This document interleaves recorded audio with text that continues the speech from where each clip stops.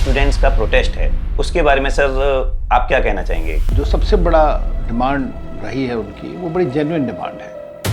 आज हमारे साथ एक ऐसे गेस्ट हैं जिन्होंने 4 दशक तक दुनिया के अलग अलग देशों में जाकर भारत का झंडा बुलंद किया। बात कर रहा हूँ एम्बेसडर अनिल त्रिगुनायत की। लीबिया में थे सर जब ये पूरा तो हाउ वाज द एक्सपीरियंस उस समय? मैं इमीडिएटली जैसे को मारा इन्होंने, उसके इमीडिएटली बाद गया था मैं। वो देवर नॉट आर्मी और देवर नो आर्मी एट ऑल, वो तो भाग गई सब आर्मी तो उसके बाद में सारे जो 26 मिलियन उनके जो आर्म्स एम्यूनिशन थे जो उनके पास, वो सब डिस्ट्रीब्यूट हो गए सारे सिटीजन्स में। 6 मिलियन लोग हैं तो हर एक के पास 3-4, किसी के घर में टैंक खड़ा है, किसी के घर कुछ है। तो ये हालत थी वहाँ पर। There were no police force, no army, nothing. आपने पर्सनली कभी फेस किया सर ऐसा? मतलब रात दिन होता था, हमारे घर के ऊपर में रोज गोलियां चलती थी दिन। सर जैसे ये बांग्लादेश और नेपाल में बाहर के भी कुछ फोर्सेस ने एक्सप्लॉइट किया है सर। वहाँ पर भी अमेरिकन आए, पाकिस्तान की ISI खूब बढ़ गई है वहाँ पे, सबने उसका फ़ायदा उठाया जो वहाँ पे दरार चाहिए सर, दरार चाहिए। यस। और उसका पूरा लाभ उठाते हैं। डोनाल्ड ट्रंप जी ने बोला था कि 4 दिन में ये लड़ाई खत्म हो जाएगी। Getting rid of the nuclear threat from Iran, which was a big moment in history. Trump ने अपने जो बॉम्बर्स भेजे, B-2 बॉम्बर्स वगैरह, और उनकी 3 न्यूक्लियर साइट्स के ऊपर अटैक किया।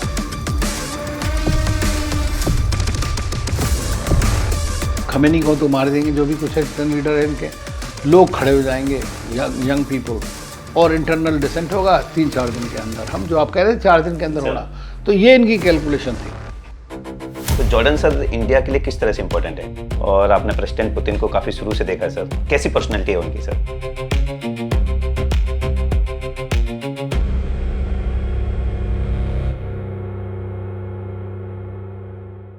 जय Hind and welcome back to monks and warriors. आज हमारे साथ एक ऐसे गेस्ट हैं जिन्होंने 4 दशक तक दुनिया के अलग अलग देशों में जाकर भारत का झंडा बुलंद किया।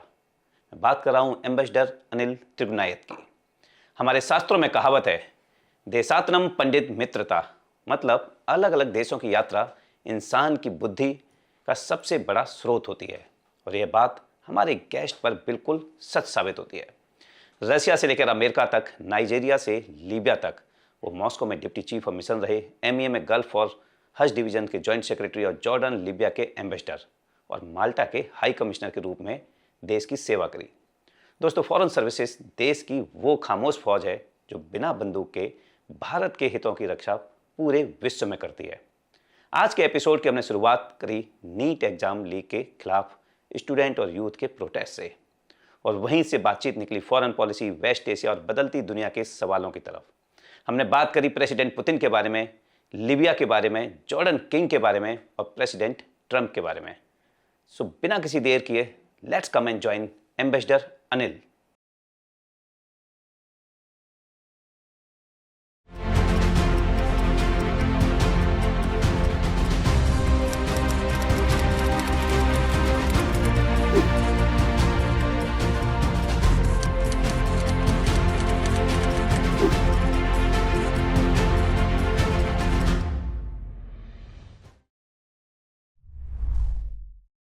सर जय हिंद sir, and it's such an honour sir आपको हमारे चैनल में वेलकम करते हुए। सर आपके बारे में इतना कुछ सुना था, और अभी भी जब हमने बात की तो Ivory Coast, Bangladesh, Mongolia, United States, Russia, Sweden, Nigeria, Libya, Jordan, वाह सर।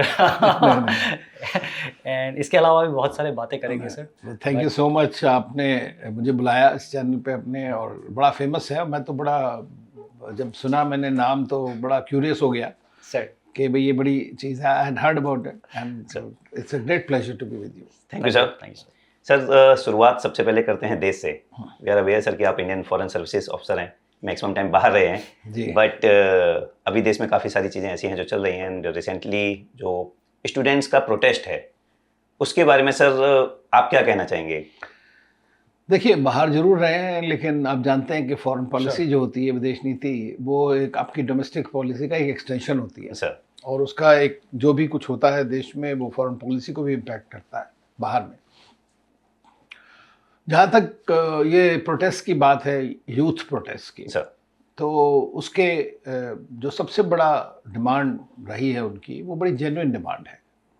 वो ये है कि जो भी कॉम्पिटिटिव एग्ज़ाम्स हैं, Sure. वो उसमें जैसे पेपर लीक हो जाए तो बच्चे जो हैं बड़ा आजकल वैसे ही बड़े स्ट्रेस में रहते हैं। सर। देखिए, प्रधानमंत्री मोदी ने बार बार परीक्षा पे चर्चा और इस तरह की बातों के बारे में उनको बताया कि भाई स्ट्रेस मत लो, लेकिन आज की डेट में ज़्यादातर ये मिडिल क्लास या लोअर मिडिल क्लास के बच्चे जो होते हैं वो बड़ा कोशिश करते हैं कि भाई हम Yes. डॉक्टर बन जाएं, इंजीनियर बन जाएं। हर चीज़ के लिए बहुत हैवी कंपटीशन होता है। और ये जो कॉम्पिटिटिव एग्ज़ाम है, इनके अंदर दुनिया का बड़ा ट्रस्ट भी है सबका कि भाई अच्छा ही होगा, जिसमें जो निकलेगा अच्छा बच्चा होगा। तो आप अगर मान लीजिए बहुत तैयारी कर रहे हैं 1 साल से 2 साल से, और सडनली आपको पता लगता है कि भाई पेपर लीक हो गए, तो अगर लीक हो गए, अब आजकल सोशल मीडिया का ज़माना है, एकदम से सारी बातें खबर Yes, बढ़ sir. जाती हैं। Yes sir. तो वो बच्चों के ऊपर कितना उसका एक स्ट्रेस पड़ता है इस बात का। तो ये इस चीज़ को मैं समझता हूँ कि अगर हमें रोकना चाहिए किसी भी तरह से, Sure. और अगर हम इसको नहीं एड्रेस करेंगे तो ये जो है जो एक नासूर बन सकता है।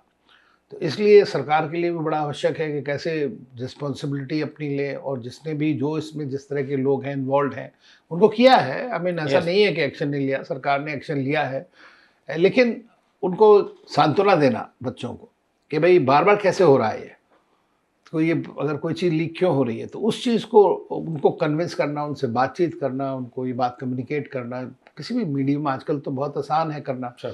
और जो बात करना चाहते हैं, लेकिन अगर हम उस चीज़ को लंबा छोड़ दें तो उसका फ़ायदा दूसरे लोग दूसरे उठाते लोग हैं। हैं, सर। तो उसमें क्या होता है कि जितने भी डिसग्रंटल्ड एलिमेंट हैं, इंटरेस्टेड पार्टीज़ हैं, फॉरेन एलिमेंट्स हैं, वो सब आ जाते हैं। अब देखिए, आपने बांग्लादेश में देखा, आपने देखा कि नेपाल, श्रीलंका yes, में sir. देखा, नेपाल में देखा, यूथ डिसिडेंट्स, तो वो दूसरी तरह का है। तो अब इसमें क्या होगा कि जो लोग थोड़े अंडर एम्प्लॉयड अनएम्प्लॉयड हैं, कुछ रोग एलिमेंट्स हैं, कुछ बाहर के जो लोग होते हैं उसको सपोर्ट करते हैं, वो सब उसका फ़ायदा उठाते हैं। पॉलिटिकल पार्टीज जो Sure. अपोजिशन में हैं वो सब आपका इसका फ़ायदा उठाती हैं। और डेमोक्रेसी में तो प्रोटेस्ट करना तो देखिए आपका फंडामेंटल राइट है। गवर्नमेंट से आप एग्री करें ना करें, आप कैसे उसको बताएंगे, लेकिन ये कि वायलेंस नहीं होनी चाहिए किसी भी तरह की। प्रोटेस्ट जो है, पीसफुल प्रोटेस्ट जो है वो अलाउड है। लॉ एंड ऑर्डर को अपने हाथ में लेना, चाहे वो कोई भी ले, Sure. वो गलत है। और आई थिंक जब वो ये इस तरह की बात होती है, चाहे वो कोई मेरे ख्याल से इंटेंडेड हो, अनइंटेंडेड हो, जो भी वायलेंस जब भी होती है तो उसका नतीजा अच्छा नहीं निकलता है, ना तो प्रोटेस्टर्स के लिए और ना कंट्रोलर्स के लिए। सर। Sure. सो ये एक बड़ा फाइन बैलेंस बनाना बड़ा ज़रूरी होता है इसके अंदर में, और हमने कई बार देखा है ऐसा हुआ है।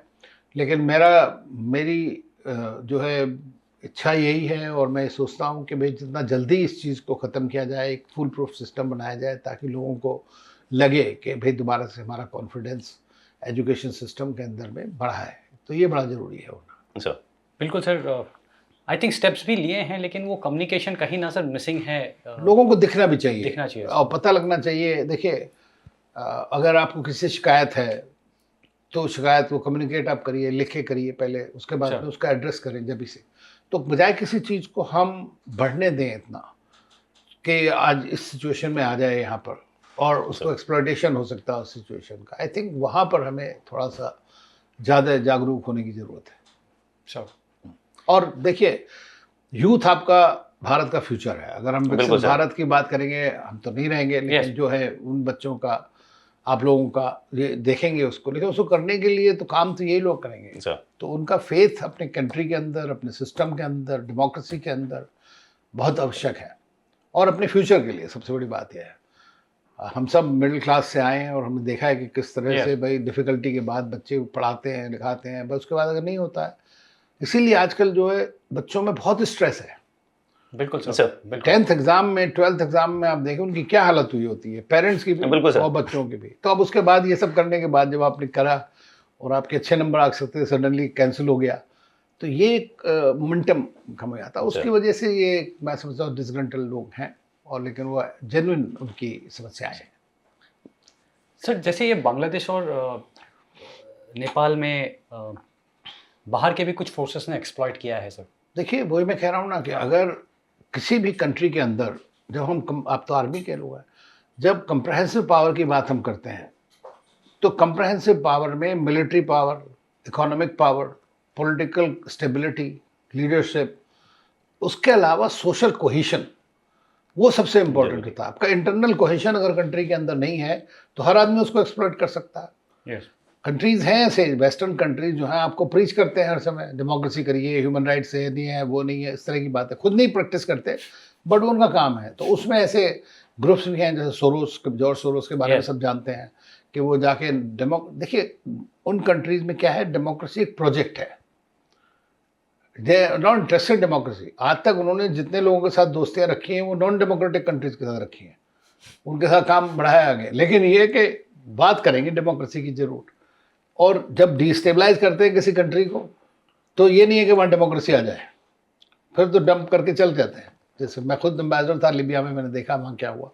तो इस तरह की जो सिचुएशंस हैं, बांग्लादेश में भी यही हुआ, वहाँ पर भी अमेरिकन आए, दूसरे कंट्रीज़ भी हैं, पाकिस्तान की ISI खूब बढ़ गई है वहाँ पे, सबने उसका फ़ायदा उठाया जो वहाँ पे जो एक तरह की अपोजिशन हुआ। तो देखिए जब तक लोग उठते नहीं हैं तब तक सब ठीक चलता है। अच्छा, जब जरा नहीं मौका लगेगा तो वो लोग भी हॉक्स की तरह बैठे होते हैं उसका फ़ायदा उठाने के लिए। दरार चाहिए सर उसमें, दरार चाहिए बस, Yes. और उसका पूरा लाभ उठाते हैं हम लोग। सर। हाँ, तो वही वहाँ पे भी ऐसे ही हुआ, हमने देखा बांग्लादेश में क्या हुआ। देखिए श्रीलंका में भी लोगों की जेन्युइन प्रॉब्लम्स तो थी ही, और वो जब जेन्युइन प्रॉब्लम होती है लोग स्ट्रीट पे निकलते हैं सर तो फिर सरकारें तो फेस करती है म्यूजिक।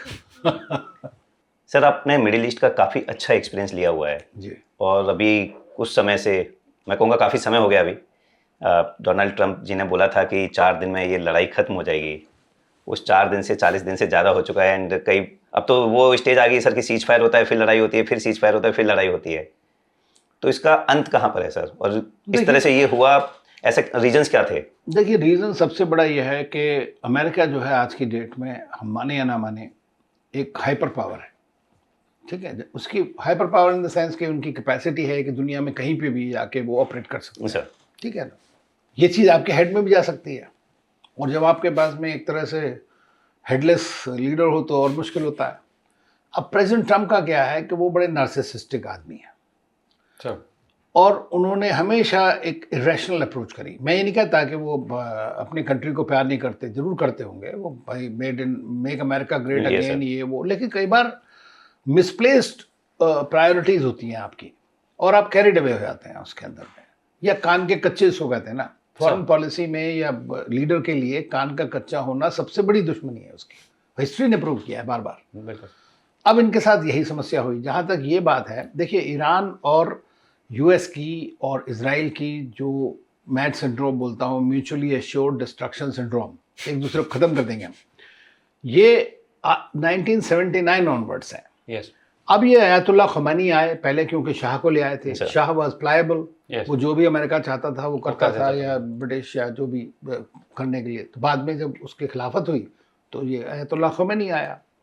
जब ये खुमैनी आए तो खुमैनी तो वो ये हुआ कि वहाँ पर बिल्कुल इस्लामिक एक Yes. हो गया, शिया इस्लामिक लीडरशिप हो गई, एक्सपोर्ट करेंगे, ये करेंगे। उसके चलते जो गल्फ कंट्रीज़ हैं अरब के, सुन्नी कंट्रीज़, वो सारे जरा डर गए, क्योंकि सऊदी अरेबिया जो है वो एक तरह से इस्लामिक देशों का लीडर माना Yes. जाता है, क्योंकि मक्का मदीना है, Yes, वहाँ sir. पर स्पिरिचुअल लीडर हैं, दूसरे सुन्नी ज़्यादा हैं वहाँ पर। तो उनको लगा कि ये हमारे खिलाफत हो रही है। बहुत कम लोग जानते हैं कि पर्शियन टाइम में ईरान जो था सुन्नी कंट्री होता था पहले, ओह सर हाँ, later on got converted to Shia. शिया। लेकिन ये हुआ उसके बाद, लेकिन जो खमैनीज थे उस वक़्त में, उनको देखा कि भाई 1953 में हमारी एक डेमोक्रेटिकली इलेक्टेड गवर्नमेंट थी, तो उनके जो प्राइम मिनिस्टर थे उन्होंने कंट्री की जो ऑयल वेल्थ थी उसको नेशनलाइज किया। उस वक़्त ब्रिटिश कंपनी सब कंट्रोल करती Yes, थी sir. पूरा। तो उसने कहा कि भाई ये पैसा इतना हम अर्न कर रहे हैं तो हमको क्यों नहीं मिल रहा है। तो उसको Yes. करने के चक्कर में उसने कहा नेशनलाइज करेंगे हम इसको। नेशनलाइज किया तो अमेरिकन और ब्रिटिश इंटेलिजेंस ने कू करवा दिया वहाँ पर। कू होने के बाद में शाह को ले आए, सब शाह बन गए। शाह ने वो किया जो अमेरिकन को चाहिए था चाहते सारा थे, पूरा yes. टाइम। हालांकि उसने वहाँ का जो एक सिस्टम था कंजर्वेटिव सिस्टम, उसके ऊपर भी अटैक किया। सर उससे एक उसका अपोजिशन बनता चला गया। बाद में बिकॉज लोग तैयार नहीं थे इतने तैयार नहीं थे, open होने के लिए। लाइक ईरान में चादर जिसको Yes, बोलते हैं चादर ढकते हैं, अब वो वहाँ पर उसने कहा नहीं कोई बुर्का नहीं, कोई भी नहीं, मॉडर्न रहोगे Yes. बिल्कुल एज इफ टीम में रह रहे हैं, European, यूरोपियन बन गए Yes. और बनने हैं लोग।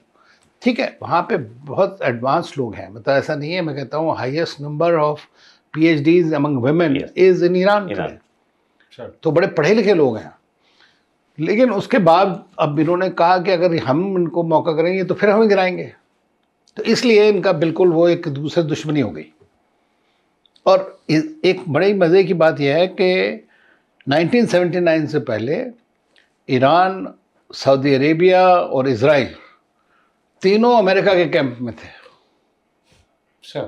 ऑलमोस्ट कोल्ड वॉर के टाइम पे अच्छा। वो सपोर्टिंग अमेरिका, लेकिन 79 के बाद में अमेरिका और ये ईरान और इज़राइल की, ईरान और अमेरिका की, क्योंकि अमेरिका इज़राइल को सपोर्ट करता है, Yes.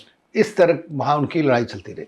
अब इजरायली लीडरशिप जो है वो अब उन्होंने ये रिकग्नाइज नहीं करते, आप जानते हैं ना, ईरान इजराइल को रिकग्नाइज नहीं करता, Yes, उसकी sir. एग्जिस्टेंस को नहीं करता। जब भी कभी वो एक सारी दुनिया 2 स्टेट सोल्यूशन की बात कर रही है पैलेस्टाइन के बारे में, ठीक है ना, ईरान कहता है 1 स्टेट सोल्यूशन है बस, पैलेस्टाइन। अब ये सोच लीजिए, तो वो उनको ख़त्म कर सकते हैं अगर वो चाहें तो उनका मतलब यह है कि अगर मेरा मौका लगे तो मैं इसको ख़त्म कर दूँ। नेचुरली इजराइल इज ऑल्सो, बड़ी डिफ़िकल्टी के बाद, होलोकास्ट के बाद, जैसे भी हो, लेकिन इजराइल ने भी अपने कार्ड ठीक नहीं खेले, क्योंकि वो भी हमेशा सिक्योरिटी को उन्होंने प्राइमेसी दी, अच्छा, एकोमोडेशन नहीं सीख करी पैलेस्टीनियन के साथ जो बेचारे वहाँ हज़ारों साल से रह रहे हैं। Sure. तो वो प्रॉब्लम है। तो ईरान को एक मौका मिला कि ये जो पैलेस्टीनियन कॉज है हम इसको चैंपियन करें। अब ईरान रहता है इजराइल से 1000 किलोमीटर की दूरी पर, 1100 किलोमीटर पे, अमेरिका से 10,000 किलोमीटर या जितना भी। अब वो कैसे कर सकता है, तो उसने देखिए अपना प्रॉक्सीज तैयार करी बनानी, और वो प्रॉक्सी सुन्नी भी हैं उसमें, मुस्लिम्स की जहाँ तक बात है। Sure. तो देखिए यमन में हूतीज़ को सपोर्ट कर रहा है, गाज़ा में हमास को सपोर्ट कर रहा है, और सीरिया और लेबनान में हिजबुल्लाह को। तो उसको बिना कुछ करे यहाँ से पूरा आपको वो उनके ऊपर प्रेशर बनता रहेगा, Sure. इजराइल के ऊपर। इस चक्कर में लड़ाइयाँ हुई काफ़ी सारी, और फाइनली आप सोचिए कि जब गाज़ा से 2005 में इजरायली निकल गए फोर्स के अंडर फोर्स, और जो निगोशिएशन भी चल रहे थे, उसके बाद से हमास और गाज़ा के बीच 5 बार लड़ाई हुई, बड़ी अच्छी खासी बड़ी लड़ाई। वैसे तो रेगुलर होती रहती थी, वो भी ऑक्यूपेशन है उनका, इसमें कोई शक की बात नहीं है, लेकिन वो लड़ाई लड़ रहे हैं वहाँ पे इजराइल के साथ। इजराइल जो है फुल टाइम ये है कि भाई जितना बॉम्ब कर सकता हूँ मैं कर दूँ, उससे ठीक हो जाएगा, लेकिन आज तक नहीं हुआ, 100 साल हो गए ना फिर। अच्छा, तो अब प्रॉब्लम ये है कि ईरान उसको वहाँ सपोर्ट करता है उधर से। तो इजराइल ने कहा कि अब तक जितने भी प्रेसिडेंट थे अमेरिका के, हमने सबसे कहा कि भाई ईरान के ऊपर अटैक करो, ईरान न्यूक्लियर बन रहा है और हमारे साथ पैरिटी हो जाएगी तो हमारी जो सुप्रीमेसी है रीजन में ख़त्म हो जाएगी। सारे प्रेसिडेंट्स ने, अभी आ रहे हैं सबके स्टेटमेंट्स, Sure. सब ने मना किया, बिल्कुल नहीं। तो अब तक अमेरिका रोक रहा था इस लड़ाई को इन दोनों के बीच डायरेक्ट होने से, देखा आपने। तो उसके बाद में जून लास्ट ईयर 2025 में ये लड़ाई हुई दोबारा। तब ट्रंप ने अपने जो बॉम्बर्स भेजे, B-2 बॉम्बर्स वगैरह, और उनकी 3 न्यूक्लियर साइट्स के ऊपर अटैक किया, क्योंकि अमेरिका भी नहीं चाहता, दुनिया में कोई भी नहीं चाहता कि ईरान न्यूक्लियर बने, इसमें कोई शक की बात नहीं है। दूसरी चीज़ वो NPT होती है, नॉन प्रोलिफरेशन ट्रीटी, उसके सिग्नेटरी भी हैं। तो अब प्रेसिडेंट ट्रम्प जो है, जैसी उनकी आदत है, जैसे सबने देखा ही है कि अनप्रिडिक्टेबल हैं और अनकन्वेंशनल है, और अपनी जो तारीफ बहुत सुनना चाहते हैं, तो नेतान्याहू ने उसका पूरा फ़ायदा उठाया। 6 बार जब से प्रेसिडेंट ट्रम्प पावर में आए जनवरी से और फरवरी तक, 6 टाइम्स ही went to Washington White House, और बार बार उसने यही कहा। उसके बाद ईरान में आपको पता है कि प्रोटेस्ट शुरू हो गए थे, उसमें बाहर वालों ने भी किया, लेकिन डोमेस्टिक प्रॉब्लम तो है ही है, क्योंकि कंट्री डेकेड से सैंक्शंस के अंदर है, इकोनॉमिक समस्या है, उनके ब्लॉकेज, ये सब बातें थी। तो उनको तो समस्या है। तो यूथ वहाँ पे भी बहुत बड़ा यूथ है, मतलब जो सब पढ़े लिखे लोग हैं उनको लगता है, plus youth wants to integrate in the world. हाँ, वो नहीं कि हमें बंद कर दो एकदम से, इस्लाम बना दो, ये कर दो। तो अब इन्होंने को सोचा कि भाई अब तो सारे जो हैं, और अयतुल्ला खमैनी 84 85 ईयर ओल्ड, 6 इयर्स का ओल्ड मैन, सिक मैन, तो इन्होंने कहा कि ये गवर्नमेंट जो है इस वक्त कमजोर है, वीक है। This is what he sold to अच्छा। President Trump. तो उसने कहा अगर हम इस वक्त अटैक करेंगे तो खमेनी को तो मार देंगे, जो भी कुछ है जितने लीडर हैं इनके, लोग खड़े हो जाएंगे, यंग पीपल, और इंटरनल डिसेंट होगा 3-4 दिन के अंदर। हम जो आप कह रहे थे 4 दिन के अंदर अच्छा। होगा, तो ये इनकी कैलकुलेशन थी। Vice president JD Vance, Marco Rubio, General Kelly, all of them, including his other people, said it's not a wise idea. They said we don't trust Netanyahu. Exact word. जैसे बाहर आई है निकल के, Sure. और खुद बोला उन्होंने कही। अच्छा, प्रेसिडेंट ट्रम्प बिलीव्ड, बिकॉज उनको लगा क्या जैसे मैंने वेनेजुएला में कर दिया बिल्कुल कि सर। मैं उठा के ला सकता हूँ एक लीडर को, तो यहाँ पे भी हो सकता है ये बात। तो उसके चलते जो है ये एक मिस एडवेंचर किया। सबसे बड़ी बात यह है कि ये मिस एडवेंचर आपने तब किया जब फरवरी 27 को जो निगोशिएशंस आपके ईरान के साथ चल रहे थे न्यूक्लियर के ऊपर में, वो आज तक के सबसे सक्सेसफुल निगोशिएशंस थे। पहली बार ईरान ने बहुत सारी चीज़ें एग्री की, तो सब खुश हैं उसमें, हम ईरानियंस भी हैप्पी थे। लेकिन ईरानियंस को ट्रस्ट नहीं है अमेरिका और इजराइल के ऊपर, right? So they were preparing for this war for 40 years and more so since June last year. Sure. अब उनको देखा उन्होंने कि जैसे हिजबुल्लाह के सारे लीडर्स को मार दिया इन्होंने, तो पेजर ये सर। आपने देखा कितने सारे लोगों को, राइट? हमास के काफ़ी लीडर को मार दिया। बिकॉज इजराइल का जो इंटेलिजेंस कहिए या उनकी जो फायर पावर है, ये वो बड़ी अच्छी है और इनोवेटिव है। अच्छा। और लेकिन मुझे कई बार इजरायली फ्रेंड्स ने बात बोली जो ख़ास तौर से थे, वो कहते थे अगर हम किसी की रिस्पेक्ट करते हैं प्रोफेशनली तो वो ईरानियंस की करते हैं, क्योंकि they are as good as us if not better. This is some of the innovators of Israel who have defended the arrow, ये वो सब मिसाइल बनाई है। तो प्रेसिडेंट ट्रम्प ने अपना ऑथराइज कर दिया लड़ाई। अब आप सोचिए, एक तरफ तो आपने एग्रीमेंट कर लिया अच्छा खासा, पहली बार भी जून में हुई थी, तब भी इनका agreement almost they were nearing the agreement.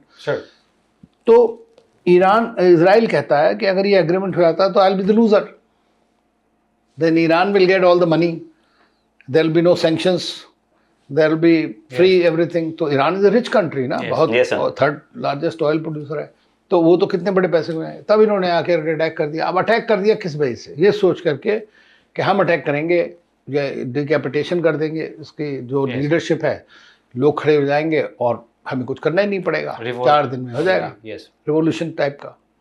वो तो हुआ नहीं। क्यों? क्योंकि आपको बेसिक नॉलेज ही नहीं है, सेंस ही नहीं है उस कंट्री के बारे में, आप उन लोगों को ही नहीं जानते।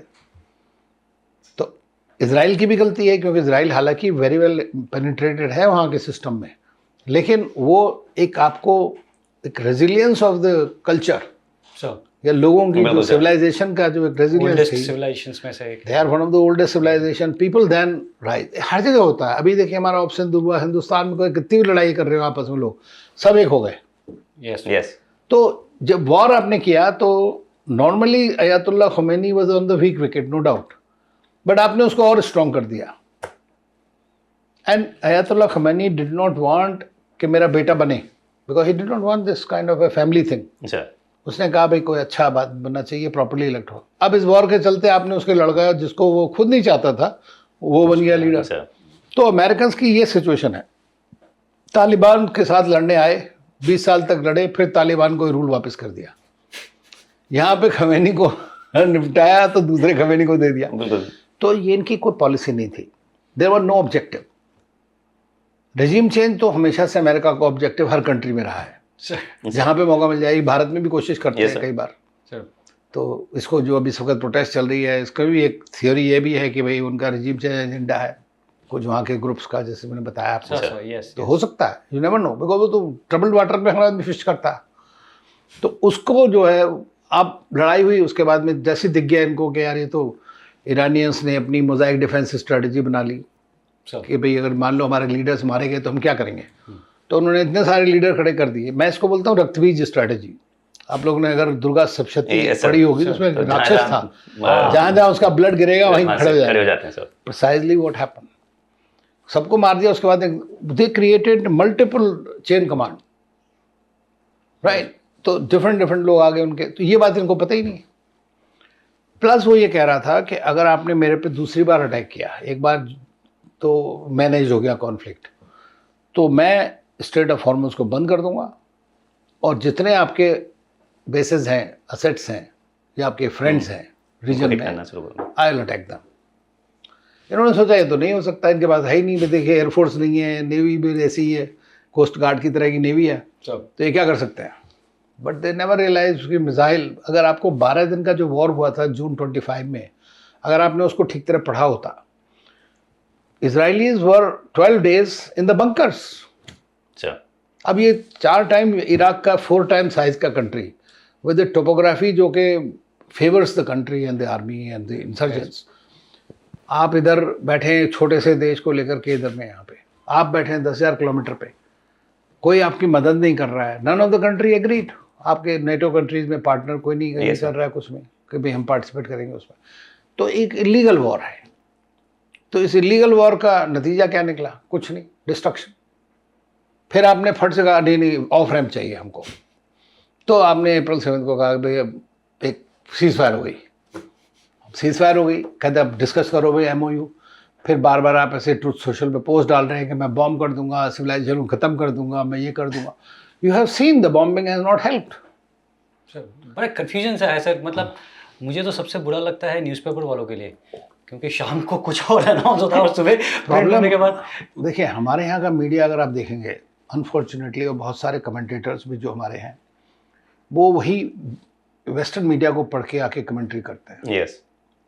देखिए अगर आपने उस कंट्री में गए नहीं है, आपने उसमें काम नहीं किया है, वहाँ के उसके कल्चर के बारे में नहीं पढ़ा है, वहाँ के बारे में नहीं मालूम, तो फिर आप अटकल लगा सकते हैं और वो नेक्स्ट चेंज होगा। और ट्रम्प का तो वैसे ही कुछ पता नहीं है, 5 मिनट में चेंज कर दें। वो तो कुछ भी चेंज कर सकते हैं ना सर। तो दिस काइंड ऑफ लीडरशिप जो इस तरह है, उससे कोई इंटरनेशनल ऑर्डर नहीं है आज की डेट में, जंगल राज है टोटल। किसी इंटरनेशनल इंस्टीट्यूशन की कोई वैल्यू नहीं है, कोई रिलेशनशिप की कोई वैल्यू नहीं है, उसको सिर्फ ट्रांजैक्शनल है हर चीज़। अब एक तरफ कह रहे हैं कि भाई कोई स्ट्रेट ऑफ हॉर्मुज में कोई टैक्स नहीं लगेगा, फिर खुद ही आप बोल रहे हो कि मैं 20% लूँगा। अब इसका क्या मतलब है बताइए सर। तो क्या हुआ इनका, जब ये मिलिट्रीली नहीं जीत पाए तो इन्होंने वो ब्लॉकेट करना शुरू कर दिया प्रेशर करने के लिए। अब ईरानियन 40 साल से तैयार हैं, उनको तो मालूम है कितनी डिफ़िकल्टी लेवल पे हम रह चुके हैं, तो और थोड़ा सा हो जाएगा। थोड़ा मौका मिला उनको इस MOU के साइन करने के टाइम पे, उसमें उन्होंने $6 बिलियन का ऑयल बेच दिया। चाइना, जापान और साउथ कोरिया सबने खरीद लिया उन्होंने, जो उनके रिजर्व्स थे उनको रिप्लेनिश कर दिया। तो ये जो इनकी जो है ना, कोई प्लानिंग नहीं है। रिजीम चेंज हो गई, उसके बाद न्यूक्लियर हो गया, न्यूक्लियर सबसे बाद में डिस्कस होगा। उसके बाद आपने कहा कि मिसाइल ख़त्म करनी है, तो आप हर चीज़ को बदलते शिफ्टिंग ऑब्जेक्टिव्स करते रहेंगे किसी भी वॉर में। और आप तो फौजी हैं, आप जानते हैं कि वॉर के अंदर जब जाते हैं सबसे इम्पोर्टेंट चीज़ होती है एग्जिट स्ट्रेटजी। इनकी एग्जिट स्ट्रेटजी है ही नहीं। अब एग्जिट स्ट्रेटजी दोनों ही, मैं ये नहीं कहता कि ईरानियन को बहुत सेंट है, वो भी बदमाश है, तो वो भी वही कर रहे हैं जो कि बट ये कि वो छठे शाठम समाचारित हमारे यहाँ कहावत है संस्कृत में, तो वो एक दूसरे को बराबर के मिले हैं। वो आई थिंक सर शायद ये पहचानने में गलती होगी जो आपने बताया ना कि वेनेजुला वाला। हाँ। तो Venezuela is a different country, मतलब वहाँ के लोगों ने ना लड़ाई देखी है सर, वो सिविलाइजेशन वैसा नहीं है। ईरान शायद 3000 साल में बहुत सारी लड़ाइयाँ लड़ चुका है सर, मतलब वहाँ लोगों में वो चीज़ जो शायद इंडिया में है सर कि अगर लड़ाई होती है तो सब एक साथ हो जाते हैं। You are absolutely right. ये जो है इस सिविलाइजेशन की खासियत है सर। जो भी सिविलाइजेशनल कंट्रीज हैं, चाहे इंडिया है, चाइना हो या आपका चाइनीज ने तो अपनी वो ड्यूरिंग द रिवोल्यूशन अपने आप को ख़त्म ही करने की कोशिश करी, भुलाने की कोशिश करी अपनी सिविलाइजेशन को, अब दोबारा जीत रहे हैं। बट हिंदुस्तान को देख लीजिए ना, आपको हमारे पे कितने अटैक हुए, फिर भी एक जो इंडियननेस है, एक अपना इंडिया यूनाइटेड डाइवर्सिफाइड, वो सारी चीज़ें हैं। ऐसे ईरान का भी यही हाल है। They are very proud to be Iran. उनका हम अपनी प्रॉब्लम तो बाद में देख लेंगे, पहले तो ये ज़रा इसको बाहर वाले को देखो।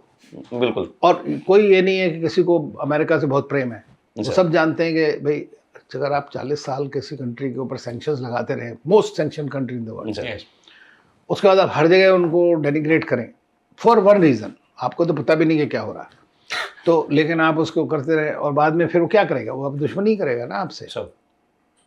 तो ये है। अब होगा क्या कि अभी भी लड़ाई चल रही है। अब मेमोरेंडम ऑफ अंडरस्टैंडिंग बना, मैं समझता हूँ ये बहुत ईरान के फेवर में था। हर चीज़ उसके अंदर जो भी अगर आप पढ़ेंगे यस सर। तो 90% चीज़ें जो है ईरान के लिए फेवर में थी। तो हर आदमी सोचता कि यार बेवकूफ़ है, इन्होंने क्यों किया ऐसा। और ये थिंकिंग है कि भाई जब आपका ठीक ठाक चल रहा है तो आपने कमर्शियल शिप के ऊपर क्यों अटैक किया। तो अमेरिकन ने क्या किया कि जब उसमें लिखा है कि भाई 60 दिन तक ईरान जो है बिना कोई टोल चार्ज करे सारे शिप्स को जाने देगा, ये एक एग्रीमेंट है आपका। अमेरिकन ने कहा नहीं, एक दूसरा हम रास्ता बनाएंगे। तो इससे सीधा पता लग रहा है कि आपकी नीयत में खोट है। सर मतलब हमारा तो ये है कि भाई फ्रीडम ऑफ नेविगेशन होनी चाहिए, लेकिन जब अगर आपने एक एग्रीमेंट साइन किया है तो क्या ऑल्टरनेट रूट बना रहे हैं सामने से कि इससे आएगा और हम इसको सपोर्ट करेंगे। तो इसका मतलब you directly challenging the authority of this, you don't want this to work. अब उसने जो शिप जा रहे थे उनके कहने में उन पर अटैक कर दिया, तो अटैक कर दिया तो इनको फिर बहाना मिल गया। अच्छा, उसका कारण ये है कि जब इन्होंने साइन तो कर दिया प्रेशर में, क्योंकि they want to exit. Yes personally मेरा मानना भी ये है कि ट्रंप जो है वो लड़ाई नहीं चाहता, वो डराना चाहता है। सर मैंने आपको डांटा, आप चुप बैठ जाइए, मोर ऑफ बिजनेसमैन। बस माफी मांग लीजिए, और फिर दिखाना कि मैंने ये कर दिया। मैंने ये कर दिया, बस उनका ये है। बट एक्चुअल वॉर में is a different game. Yes sir. तब आप प्रोफेशनल की सुनो। अरे ये तो मारता है। एग्जैक्टली। तो अब वो सोच नहीं रहते कि ऐसा होगा। सर लेकिन मेरा मानना पर्सनली ये है, और मैं बार बार ये कहता हूँ ख़ासतौर से रिसर्चर्स से, कि देखिए जितनी भी सुपर पावर्स हैं, चाहे चाइना हो, चाहे यूएस है, चाहे रशिया है, पहले सोवियत यूनियन, इन्होंने कोई लड़ाई जीती नहीं है आज तक, हारी हैं सब बड़ी लड़ाइयाँ। चाइना वियतनाम में हारा, यूएसए वियतनाम में हारा, यस अफगानिस्तान में ब्रिटिश, सोवियट्स सारे Yes. एंड अमेरिकन, इराक वो विक्ट्री नहीं है सकती, अच्छा। लिबिया, कहाँ जहाँ गए हैं आप देखिए। अब ईरान वॉर में क्या हो रहा है, अगर आप ऑब्जेक्टिवली देखें तो एक तरह से ईरान की विक्ट्री है, यस Yes, sir. यस ठीक है ना। कोई शक नहीं। और अब आप कह रहे हैं मैं विक्ट्री, ठीक है भाई आप विक्ट्री लेके घर में बैठो, लेकिन आप फिर वहाँ डिस्ट्रिक्ट। अच्छा, प्रॉब्लम क्या है कि अगर ये वॉर खाली इन दो के बीच में होता तो फिर तो कोई समस्या नहीं है। प्रॉब्लम ये कि सबको इम्पैक्ट कर रहा है, सर। क्योंकि स्ट्रेट ऑफ हॉर्मुज से 20% दुनिया का ऑयल जाता है। यस हम लोग के तो 80-85% हमारा ट्रेड वहाँ से Trade आता है, तो हमारे लिए बहुत ज़्यादा, प्लस 10 मिलियन हमारे इंडियंस हैं, तो हमारे लिए इसका एक स्पेशल सिग्निफिकेंस है। और बहुत इंपॉर्टेंट है कि वहाँ पर जल्दी से ख़त्म हो ये चीज़ें। अभी तक तो सरकार ने बड़ी अच्छी तरह से संभाल लिया, सर लेकिन अगर मान लीजिए ये बढ़ जाता है आगे, अगस्त तक माने पूरा चल जाए, लड़ाई चलती रहे इसी तरह से, सप्लाई बंद हो जाए, बाबल मंदब भी बंद करने की बात हो रही है, तो अगर ये सब हो जाता है तो it will not be easy. Sir तो ये है सिचुएशन इस वक्त में। बट बातचीत, बस अच्छी बात यह है कि थोड़ी बहुत बातचीत भी चल रही है। अभी ओमान में मीटिंग हुई, पाकिस्तान में मीटिंग हुई, इधर उधर कर रहे हैं मीटिंग, क्योंकि ट्रम्प भी चाहता है जल्दी से निकलूँ, लेकिन वो ये दिखाना चाहता है मैं जीत गया, वो हो नहीं सकता। सर सर आप इनफैक्ट लीबिया में थे सर जब ये पूरा गद्दाफी वाज ओवरथ्रोन, तो हाउ वाज द एक्सपीरियंस उस समय? मैं इमीडिएटली, जैसे गद्दाफी को मारा इन्होंने, उसके इमीडिएटली बाद गया था मैं। तो मैं मॉस्को में था उस वक्त डिप्टी चीफ ऑफ मिशन, तो मिनिस्ट्री पोस्ट करने की कोशिश कर रहा था। मुझे पूछा गया क्योंकि मेरा रीजन था, तो मैं मनमोहन सिंह जी थे प्रधानमंत्री उस वक्त, तो I knew him also well. उन्होंने कहा इसको पता है सब, इसको भेजो। तो ऐसे मेरी पोस्टिंग वहाँ पे हुई। तो जब मैं गया वहाँ, तो हमारे यहाँ चूँकि एम्बेसी बंद हो चुकी थी, बीच में शिफ्ट हो गई थी ट्यूनिस में, लड़ाई के टाइम पे ये सब हुआ, तो किसी को ज़्यादा आइडिया नहीं था कि क्या है।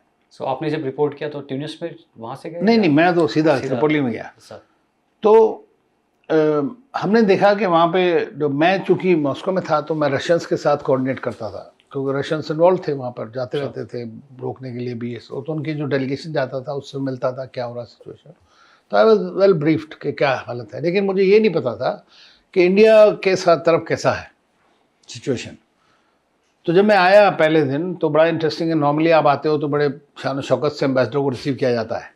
तो हमें एक डिप्टी चीफ ऑफ प्रोटोकॉल आया, उसने मुझे रिसीव किया। जब मैं जाने लगा तो वहाँ वो बड़ी लाउंज थी, बहुत बड़ी फेमस लाउंज वहाँ की एयरपोर्ट के ऊपर। एयरपोर्ट पे कब्जा एक मिलिशिया ग्रुप का था, ठीक है सर हाँ, वहाँ का एक मिलिशिया ग्रुप में ज़िंदानीज़ थे, उड़ के अब आप जाएंगे इट वाज लाइक गद्दाफी का, तो आप सोच सकते हैं कितना प्लश रहा होगा। अब उसमें वो बड़ी बड़ी गन्स लेके कर्माइंस ये सब लेकर के लेटे हुए हैं सोफे के ऊपर, कोई ऐसे ऐसे सारे बड़े, I mean they were all दाढ़ी दूढ़ी बड़ी हुई।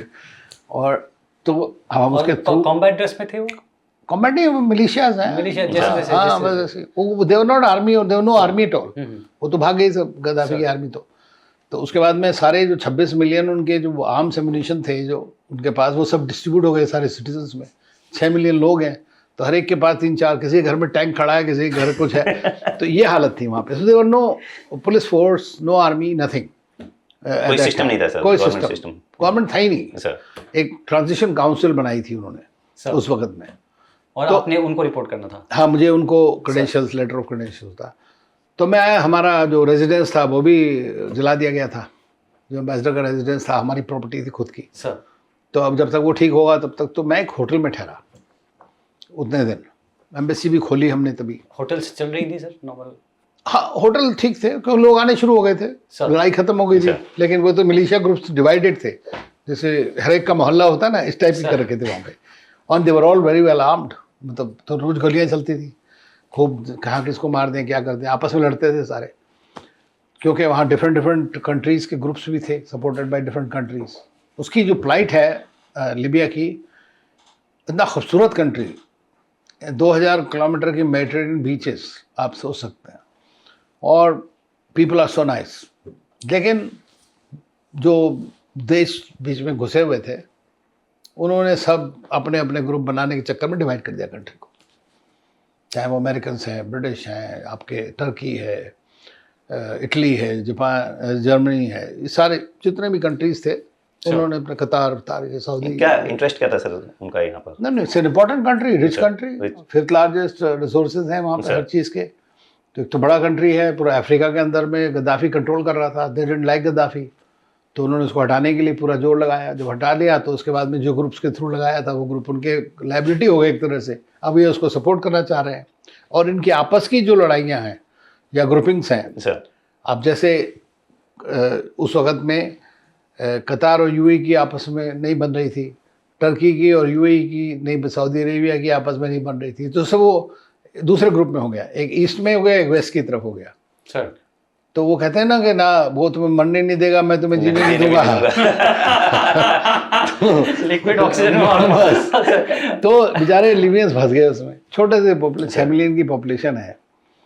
तो ये वहाँ सिचुएशन। लेकिन इंडिया के लिए क्या हुआ कि हम उस वक्त यूएन सिक्योरिटी काउंसिल में थे, सर, और इंडिया की ये पॉलिसी है कि भाई हम कभी भी किसी भी देश के अंदर एक्सटर्नल इंटरवेंशन को सपोर्ट नहीं करेंगे। सर आपका देश है, आप जैसे मर्जी संभालिए, जैसे करना है आप इंटरनल प्रोसेसेस के थ्रू आप लाइए, लेकिन एक्सटर्नल इंटरवेंशन। लेकिन हम चूँकि सिक्योरिटी काउंसिल में थे, तो पहले तो हम यही कहा हमने कि नहीं होना चाहिए। फाइनली हमने एब्सटेन कर दिया। सर, तो जब वो एब्सटेन हुआ तो उससे जो है लोगों ने ये ब्रिटिश क्या एब्सटेन हुआ सर? वोट यूएन में वोटिंग, यूएन में जो वोटिंग में ना हमने एब्सटेन कर लिया। किस चीज़ का वोट था सर वो? नेटो को ऑथराइज करने के लिए, नेटो को ऑथराइज करने के लिए। हाँ, तभी तो उन्होंने एयर स्पेस बंद किया और बॉम्बिंग शुरू कर दिया। सर उसके खिलाफ था भारत। ओके सर, हमने कहा भी उनकी इंटरनल है, अगर वो by virtue of their original this thing. लेकिन ये इन्होंने क्या किया, हमारे जो जितने भी अमेरिकन और फ्रेंच और ये जितने दोस्त हैं ब्रिटिश, इन्होंने पब्लिक में ये फैलाना शुरू कर दिया कि इंडिया, चाइना, रशिया, इस तरह के ये कंट्रीज हैं, ये गद्दाफी के साथ है। तो ग्रास रूट में लोगों को ये लगा कि ये तो हमारे से गद्दारी कर रहे हैं इंडिया, जबकि they loved Indians. Sir, see, I mean generally everywhere you go there is a very good feeling for Indians. Sir अब जब ये हुआ तो आप सोच सकते हैं कि अगर ग्रास रूट में हर आदमी आपको हेट करेगा तो फिर आप कैसे सर्वाइव करोगे उस जगह में। हमारी जितनी कंपनीज थी उनके सबके वेंडलाइज कर दिया, उनकी लुटाई होगी, सारा कुछ ले गए। आपने पर्सनली कभी फेस किया सर ऐसा? तो रात दिन होता था, हमारे घर के ऊपर में रोज गोलियां चलती थी रात दिन। तो जब मैं शिफ्ट किया अपने घर के अंदर तो ग्रुप्स के बीच लड़ाई होती थी। सुबह को हमारे कमांडोज थे बेचारे जाकर के इतना एम्प्टी शेल्स लेके आते थे। रोज का होता था। एक दिन मेरे जो सर्वेंट, मेरा जो डोमेस्टिक था, और एक डॉग को लेके बाहर जा रहा था, वहीं पे आके इतना बड़ा शेल लगा उसके अंदर। जस्ट मेरे ख्याल से हार्डली होगा 5 मीटर की दूरी पे। तो आई मीन बट मैंने क्या सोचा, जब मैं गया वहाँ गवर्नमेंट ने भेजा है भाई काम के लिए, जैसे आप भी जानते हैं फ्रंट है वो, तो आप उस वक्त ये तो नहीं सोच सकते ना कि यार मेरे को खतरा हो जाएगा या मेरे को हो जाएगा। उस वक्त तो मेरा काम था कि कैसे मैं ये जो नेगेटिव फीलिंग है इंडिया के खिलाफ, इसको मैं जीरो पे ले आऊँ। अगर पॉजिटिव ना भी हो तो कम से कम जीरो पे आ जाए, which will be good. That was my basic objective. हाँ, that was my basically I made it task, because once I arrived then only I knew. उससे पहले किसी को मालूम ही नहीं था कि ये सिचुएशन है। आपको कोई और टास्क मिला था, मतलब आपकी objective for your deployment? Task तो देखिए ना, हर एक जितने भी एम्बेसडर होते हैं उनका टास्क सबसे बड़ा होता है कि उस देश जहाँ आपकी पोस्टिंग है उसके साथ रिश्ते अच्छे बनाए जाएं सर, जिस भी डोमेन में हो। कल्चर है, चाहे कमर्शियल है, पॉलिटिकल है, स्ट्रेटेजिक है, डिफेंस सिक्योरिटी, ये सारे तो डिपेंड करता है हर एक कंट्री से country. But basic objective is to improve the relations. How you do it is your job. System will help you, but at the same time you are on the front, so you have to deal with that. तो ये हुआ वहाँ पर। फिर हमने कहा कि यार, तो मैंने कहा इन्होंने मीडिया को यूज़ किया। I started meeting people during my time. I started meeting people were very cold, specially the leadership. Man, you can handle the political leadership, but to handle the common people is the most difficult task. क्योंकि वो लोग जो हैं वो तो idea बना के बैठे कि इंडिया ने हमारी खिलाफत करी, उसको आपने चेंज करना। तो मैं सबको यही बोलता था, मैं कहा तुम्हारा देश है ना, अमेरिका का थोड़ी है, तो आप डिसाइड करो। आपने गद्दाफी नहीं चाहिए तो अपने आप लाओ कहीं से। हम तो यही चाहते हैं कि आप आगे बढ़ो, और हमने आपसे कुछ चाहिए नहीं। मैंने कहा आपके पास ऑयल है, हमें नहीं, आप मत बेचिए, हम नहीं खरीदेंगे, हम कहीं और से खरीद लेंगे, लेकिन हम जो आपको दे रहे हैं वो एज ए ब्रदर दे रहे हैं, एज ए फ्री दे रहे हैं। तो धीरे धीरे within 6 months things change completely. दूसरा, my mind set was, my wife was very upset of course throughout. मैंने कहा यार, यू कांट डाई ट्वाइस हैं, सब नहीं मर रहा ना। अब एक्सीडेंट में मर सकते हो रोड के, कहीं भी कुछ हो सकता है, बीमारी से हो सकते हैं। आई विश मैंने अपने वाइफ को पहले ये बताया हो। It's a fact. तो जियो खुल के, अब जिस काम के लिए भेजा वो काम तो करो। तो आई एम वेरी हैप्पी कि within my 2 years, although we did a lot of things, वहाँ पे इलेक्शंस भी हुए और हमने बड़ी असिस्टेंस भी किया उनको सब तरह का। धीरे धीरे they understood and they became great friends and people. आप विश्वास मानेंगे कि हमारी जब तक इंडिया से फोर्सेज आई, 2 ही जगह गई हैं, एक हमारी इराक में थी, अफगानिस्तान, और फिर लीबिया। 3 ही जगह में हमने अपनी फोर्सेज भेजी हैं, एसपीजी या जो भी वो होता है, सशस्त्र बल सेना कुछ। तब तक I was being protected by militia groups. They said you are a brother, don't worry, 1 minute में 1000 लोग भेज देंगे हम आपके लिए। और घर के बाहर में बड़े टेंट वेंट लगा करके उन्होंने 20 आदमी बिठा दिया। We were protected by them because वहाँ तो लड़ाई हो रही थी, कोई रूल तो था नहीं, कोई पुलिस नहीं। अब हमारे लोगों को एवैक्यूएट करना होता था हर बार, कोई फंसे हुए इधर जा रहे हैं। और इंडियंस का एक प्रॉब्लम ये होती है, गद्दाफी ने कहा कि जो यहाँ रहेगा उसकी मैं तनख्वाह तिगली कर दूंगा। तो कई जगह हमारे शिप गए लाने के लिए लोगों को, उसमें इतने बड़े शिप में 7 लोग वापस आए। चलो आए नहीं, 3 गुना मिला यहाँ पर। तो अगर $500 मिल रहे, 1500 कर दिया उसने कहा भाई कैसे कमाओ, कुछ नहीं होता साहब, कुछ नहीं होता। तो ऐसे ही वहाँ पे एक बनी वाली एक जगह थी जहाँ पे गद्दाफी का ट्राइब की थी। तो वहाँ पे उन्होंने एक बंदे को पकड़ा हुआ था जिसने गद्दाफी को शूट किया था, उसको कैप्टिव करके रखा था। तो खबर मिली हमें कि भाई ये अटैक होगा उस बानी वालिद के ऊपर, सिटी के ऊपर, क्योंकि वो गद्दाफी की ट्राइब थी, तो उसको ये लोग डेसिमेट कर देंगे कंप्लीट। अब वहाँ पे हमारे करीब 130 इंडियन काम करते थे कारपेट फैक्ट्रीज में। अब मैं फ़ोन कर रहा हूँ वहाँ जो भी था उनका, मैंने कहा भैया जल्दी से वापस आ जाओ, बाहर निकल जाओ यहाँ से, तुम अभी लड़ाई होने वाली है। कुछ नहीं, फिलीपींस निकल गए सब, हमारे भाई लोग नहीं निकले, काम में लगे हुए हैं। फिर फ़ौरन लड़ाई शुरू हो गई, बॉम्बिंग सब तरफ से, मतलब बॉम्बिंग क्या, गोलीबारी। अब 2 डिफरेंट ग्रुप्स, एक ग्रुप भी नहीं, सबका गद्दाफी है इसलिए उसके खिलाफ सब ने जाना। तो अब एक तरफ ज़िंदानी लगे, एक तरफ मिसरातंस लगे, एक तरफ दूसरा लगा हुआ है, कोई ऐसे करके लड़ाई कर रहे हैं, मार रहे हैं वहाँ पे। अब हमारे पास दिल्ली से फ़ोन आने लगे, मंत्री फ़ोन कर रहा है, कोई कर रहा है कि अरे भाई करो करो। अरे हमको हनुमान जी है, क्या कर सकते हैं। राइट, वो तो आना ही नहीं चाह रहे। मैंने कहा वो उठा के थोड़ लिया है। सो मैंने कहा मैं तो ट्राई कर रहा हूँ, नहीं आप बचाइए, क्योंकि इनको अपनी यहाँ बचानी है, पब्लिक भी सब उड़ रहा है। लेकिन as an ambassador this is your job to protect Indians, ठीक है, दैट्स योर बेसिक थिंग। तो अब मैंने कहा ठीक है, मैं आर्मी चीफ थे जनरल मंगूश, तो I went to meet him. अब general Mangoush was very upset, उसने कहा है देखो सब। मैंने कहा यार देखो हम तो आपके दोस्त हैं, हमने आपका क्या बिगाड़ा, हमारे लोग आपका काम कर रहे हैं, इवन रिवोल्यूशन में यहाँ पे काम करते रहे, अब तो आप इनको कम से कम निकलने का मौका तो दे दीजिए कोई। तो उसने कहा देखिए हम तो हेल्प ज़्यादा नहीं कर सकते क्योंकि हम तो एक ही पार्ट हैं उसका, सर वहाँ पे तो 4 दूसरे ग्रुप्स हैं और वो मिलिशिया ग्रुप्स हैं सारे, और मिलिशिया मैं कहूँ तो आपको आर्मी से भी बढ़िया वेल ट्रेंड और तगड़े, मतलब उनका सारे लेटेस्ट आर्म्स एम्यूनिशन। तो it was not very comforting कि यार जनरल चीफ ऑफ स्टाफ आपको कह रहा है कि मैं नहीं ज़्यादा मदद कर सकता। तो मैंने कहा मुझे आप विंडो दे दीजिए थोड़ी सी। तो बोलता है ऐसा करिए आप खुद ही बात कर लीजिए उनके जनरल से, जो भी मिलिशिया के ऑफिसर टॉप गाइज। तो I had known some of them were protecting as I told you, कुछ ऐसे करके मैंने रास्ते निकाला। तो मैंने कहा उनको मुझे आप सिर्फ 2 घंटे का टाइम दे दो, जब आपकी गोलीबारी रुकेगी मैं अपने आदमियों को निकाल लूँगा।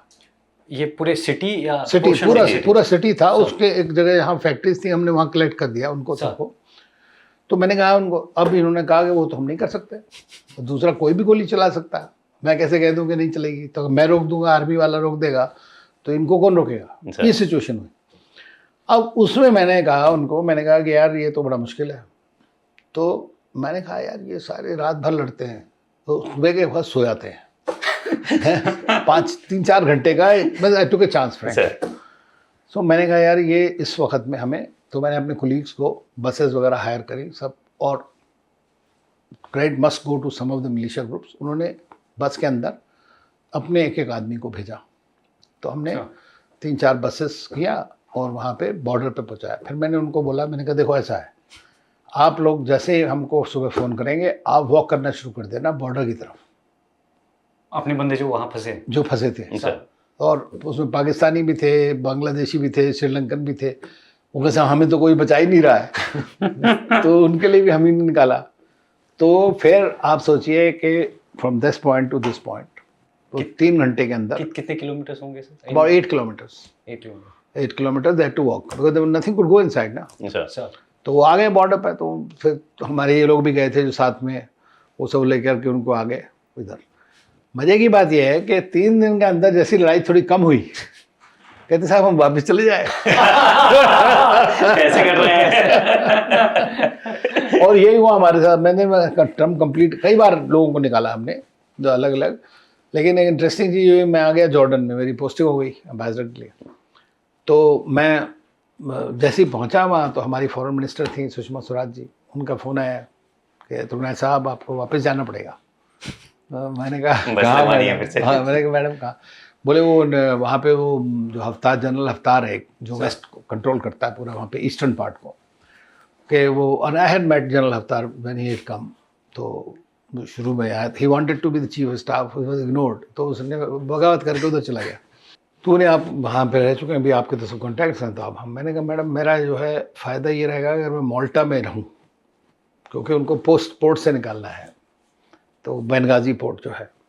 तो मैंने कहा अगर आप कहें तो मैं माल्टा में कैंप ऑफिस लगा के वहाँ से इवैक्यूएट करता हूँ, क्योंकि मैंने माल्टा के जो प्राइम मिनिस्टर हैं उनसे मैंने रिक्वेस्ट किया था कि हमें ज़रूरत पड़ सकती है, तो हम आपको दोबारा, पहली बार भी उन्होंने मदद करी थी जब हमने 18,000 लोग निकाले थे। अच्छा। तो मैंने कहा, तो उन्होंने कहा no problem, any time you need my help I will be very happy to. तो मैंने कहा मैं वहाँ पे, तो कई यंग ऑफिसर्स हमारे आए, अब तो सब सीनियर हो गए हैं काफ़ी लोग उस वक्त से। तो एक फेरी हमने हायर करी, इटालियन थे, वो फेरी में 430 लोग थे हमारे फंसे हुए। तो वहाँ पे मेरे जो दोस्त थे, सो आपका टास्क था बेंगाजी से निकाल के लाना, निकाल करके लाना, और आप और अगले दिन 12, मैं था माल्टा में सर, तो 12 बजे तक जो है उसने टाइम दिया था कि हम बॉम्ब कर देंगे, अगर 12 बजे पोर्ट के ऊपर बॉम्बिंग हो जाएगी तो हमें 12 बजे से पहले पहले निकालना लोगों को। तो whole night I was, people went in the ferry to bring our guys. अब वो सेटेलाइट फ़ोन से मुझे बताते आ रहे थे क्या हो रहा है क्या हो रहा है। उसके बाद जब वो कौन बता रहे थे ये? हमारे स्टाफ, हमारे कोलीग्स, जिनको हमने फेरी के ऊपर भेजा। और वहाँ पे मैं, वहाँ का जो एक मेरा पुराना दोस्त था ब्रिगेडियर, उससे मैं टच में था, और दूसरे लोगों ने, मतलब they had nothing against us to go, but उसने बोल दिया तो बोल दिया, बॉम्ब कर देगा। अब ये पहुँचे वहाँ, उनको अंदर नहीं आने दें, कैसे फेरी खड़ी हुई है वहाँ पे, तो इधर लोग खड़े हुए हैं, और उनको, सारे इंडियन की आदत होती है बड़ा सामान लेके चलना, वहाँ पे उसको कहाँ सामान लेके जाओगे। तो उधर से हमने जो है किसी तरह बातचीत कर आके 11:45 पे they have boarded and the ferry left. जब फेरी आ रही है तो one of the officers called me कि सर यहाँ पे मैंने सुना है कि 6-7 लोग यहाँ से माल्टा यूरोप कंट्री है कि माल्टा में गायब हो जाएंगे. मैं आपको ये अलग अलग चैलेंजेस है. मैं आपको बता रहा हूँ कि इट्स सो डिफिकल्ट. अब now here everything is working on my trust with the Maltese government and the prime minister. अब मेरे लोग भाग जाए वहाँ पे निकल के तो आप सोचिए मेरी क्या रह जाएगी. तो मैंने वहाँ पुलिस कमिश्नर को फ़ोन किया. मैंने कहा look I have heard, I don't know if it's true और not, but now you make your arrangements how you want. Air India का प्लेन वहाँ आ गया. तो हमने तो उसने क्या किया, कॉरिडोर बना दिया. फेरी का जो गेट था उससे लेकर के पुलिस वाले क्यों खड़े सीधा बस में. तो देन एवरीबॉडी वांटेड. कुछ लोगों को बहुत दुख हुआ. तो अब जब वहाँ पहुँच एक लेडी प्रेग्नेंट, उसको पेन शुरू हो गए.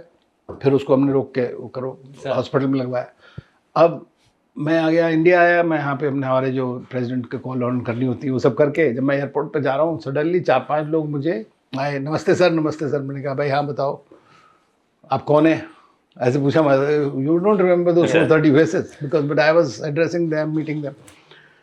बोले सर आपने हमें अभी तो लीबिया से निकाला है. माल्टा में रुकने नहीं दिया. हाँ. तो मैंने कहा आप कहाँ जा रहे हो. सब वापस लीबिया जा रहे हैं. मैं कहा क्यों. बोले सर ऐसा आया कि मरना यहाँ भी है मरना वहाँ भी है तो पैसे कमा के मरे. This was the response. Now what can you do in situation like that. तो as government we try to do everything possible that we can. लेकिन ये कि अब हर आदमी का अपना एंगल होता है. उनकी थिंकिंग ये थी क्योंकि मैंने वहाँ क्या किया था जब मैं गया तो उनका नर्सेज आएंगी. I mean I took lot of risk in that place to get our Indians to complete our projects. और उसकी वजह से जितनी गुडविल जनरेट हुई हमारे लिए, कोई कंट्री का आदमी नहीं आया जिसने प्रोजेक्ट्स उस सिचुएशन के अंदर कंप्लीट करे हो. हमारे सब लोगों ने सारे प्रोजेक्ट शुरू किए. प्रोजेक्ट्स लाइक प्रोजेक्ट में कंस्ट्रक्शन है, रोड है, रोड कंस्ट्रक्शन, पावर प्रोजेक्ट है. सर हाँ उनको जो भी चीज़ हाँ ये हमारे एज ए कंट्री हमने टेक ऑन किए थे. नहीं हमारी कंपनीज कर रही थी जो हमारी कंपनीज पहले. सर तो अब इस सिचुएशन में तो वही देखो कोई मर गया तो फिर तो यहाँ तो जवाबदेही हो जाती है ना बहुत ज़्यादा. लेकिन मैंने कहा यार जब तक ये नहीं होगा कुछ नहीं होगा. तो India was the only country which sent its labour there. सारे लोग आए, काम किया. हमने कहा यार इनको बचाने का काम आपका है. तो दे वर सो हैप्पी. और that is why we got the first biggest project despite opposition to India in that country, greenfield project. Sir क्या किस चीज़ का था सर वो? इट वाज बेसिकली एक सिटी था वहाँ छोटा सा. सर उसका पूरा इंफ्रास्ट्रक्चर का डेवलपमेंट का था. स्वेज, वाटर, इलेक्ट्रिसिटी, ये सारा पाइपलाइन, ये सब बिग प्रोजेक्ट. सर वो बाद unfortunately because of the destabilisation आगे नहीं बढ़ पाया. बट लाइक एक तरह से जो गुडविल होती है. और मेरे लिए एक सबसे अच्छी बात बताऊँ आपको वहाँ पे क्या है, भगवान भी साथ देता है इन चीज़ों में. जब मैं JNU में पढ़ता था तो वहाँ एक मेंबर पार्लियामेंट बना. तो हमारी दोस्ती होती है अरब कंट्रीज, अफ्रीकन से बड़ी दोस्ती हो जाती है, मिलने जुलना रहता है उनसे. तो यहाँ पे जो लीबिया के एम्बेसडर थे, हम उनके घर भी कभी कभी चले आते थे स्टूडेंट्स. तो एक जो मेरे साथ पढ़ता था वो भी हमने कहा कि यार पता लगा कि ये तो in the race of prime minister Libya में. हाँ वापस जर्मनी चला गया, वहाँ से ले आए उसको. तो वो प्राइम मिनिस्टर बन गया सेकंड राउंड में. फर्स्ट वाला तो बड़ा अच्छा दोस्त था मेरा. Even the president, the guy who was ambassador here, he became president. And we were staying in the hotel. जिस होटल में वो भी थे मैं भी थे. मैंने कहा यार ये बड़ा एलिगेंट आदमी है, कौन इससे बात किया जाए. पता लगा वो वहाँ एम्बेसडर था. I have been to his house. तो he developed an affection, very very helpful. अब ये बन गया तो मैं गया उसको मिलने के लिए. तो बसंत विहार की बातें हो रही हैं, भाई हम यहाँ करते थे वो करते थे. फिर उसने कहा मुझे, मैंने कहा यार देखो हमें तो काम करना है आपके कंट्री के अंदर. तो आप देख रहे हो कि इंडिया के इलाके तक मुझे अमेरिकन से और ब्रिटिशर से और इससे इतना प्रेशर है not to give anything to India. ओह समझा. कोरियंस को दे रहे थे, इजिप्शियंस को दे रहे थे, चाइनीज़ ले आ रहे थे. मैंने कहा यार क्या बकवास है, तो हम ही तो कर रहे हैं यहाँ पे सारा काम. That's how we got that project. तो ये होता है anyways. But eventually you know I still feel very sorry for my Libyan friends. अब हमने दोबारा से एम्बेसी खोली है वहाँ पे. नए एम्बेसडर आ गए हैं और दोबारा से जाना शुरू हो गया है गवर्नमेंट ऑफ इंडिया का. मैं बहुत दिनों से कह रहा था सरकार से कि भाई हमें वहाँ से छोड़ना नहीं चाहिए. It's important country and people like us, we should be there. तो I am happy that now government has taken.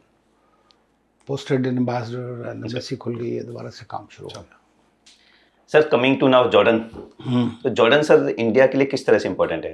देखिए जॉर्डन का ऐसा हुआ, जब पोस्टिंग मेरी हो गई तो मैंने देखना शुरू किया, तो एज यूजुअल पूरे मिडल ईस्ट में भारत की जो कनेक्शन था या विजिट्स थी, हाई लेवल विजिट बहुत इंपॉर्टेंट होती है हर एक रिलेशनशिप के लिए, और बहुत से कंट्रीज में हमारी नहीं हुई थी। फॉर एग्जांपल 1982 इंदिरा गांधी की विजिट के बाद से यूएई जो इतना नज़दीक है, आपके 2-2.5 घंटे की दूरी पर सारे हैं, वहाँ पे कोई विजिट नहीं हुई थी।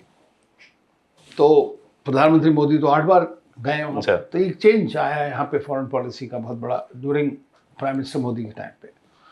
तो जब मेरी जॉर्डन पोस्टिंग हुई तो मैंने कहा कि यार क्या कौन कौन है, क्या इंस्टीट्यूशन, कोई मीटिंग, कोई विजिट नहीं, कुछ नहीं। 65 साल हो गए रिलेशनशिप को, उनके लोग आते थे, हमारे यहाँ से बहुत कम था, कोई रेयरली कोई जाए तो, जब भी जाएंगे तो 3 कंट्री में हम जाते थे उस वक्त। पहले अगर जॉर्डन गए तो आपको फिर पैलेस्टाइन भी जाएंगे, फिर इजराइल, इस तरह 92 के बाद। तो मैं प्रेसिडेंट के ऊपर कॉल पढ़ना, प्रेसिडेंट मुखर्जी थे, तो हमारे पहले मिनिस्टर भी रह चुके थे, बहुत साल से उनसे हमारे जान पहचान भी थी। तो मैं गया मिलने के लिए, तो जैसे जानते ही हैं सारे एम्बेसडर को मौका मिलता है राष्ट्रपति से बात करने का, तो बोले अनिल मैं बहुत खुश हूँ क्योंकि बड़ा स्ट्रेटेजिक कंट्री है, सब जानते हैं तो पोजीशन लोकेशन क्या है, और एक बड़ा मॉडरेट कंट्री है, किंग्स जो हैं वहाँ के बड़े एंटरप्राइजिंग हैं, बड़े बस हैं। तो बोले वेरी हैप्पी कि तुम वहाँ जा रहे हो और it's a very strategic country. तो आई स्टार्ट स्माइलिंग। उनको थोड़ा सा इरिटेशन हुई शायद, उनका क्या बात है, what is there to smile.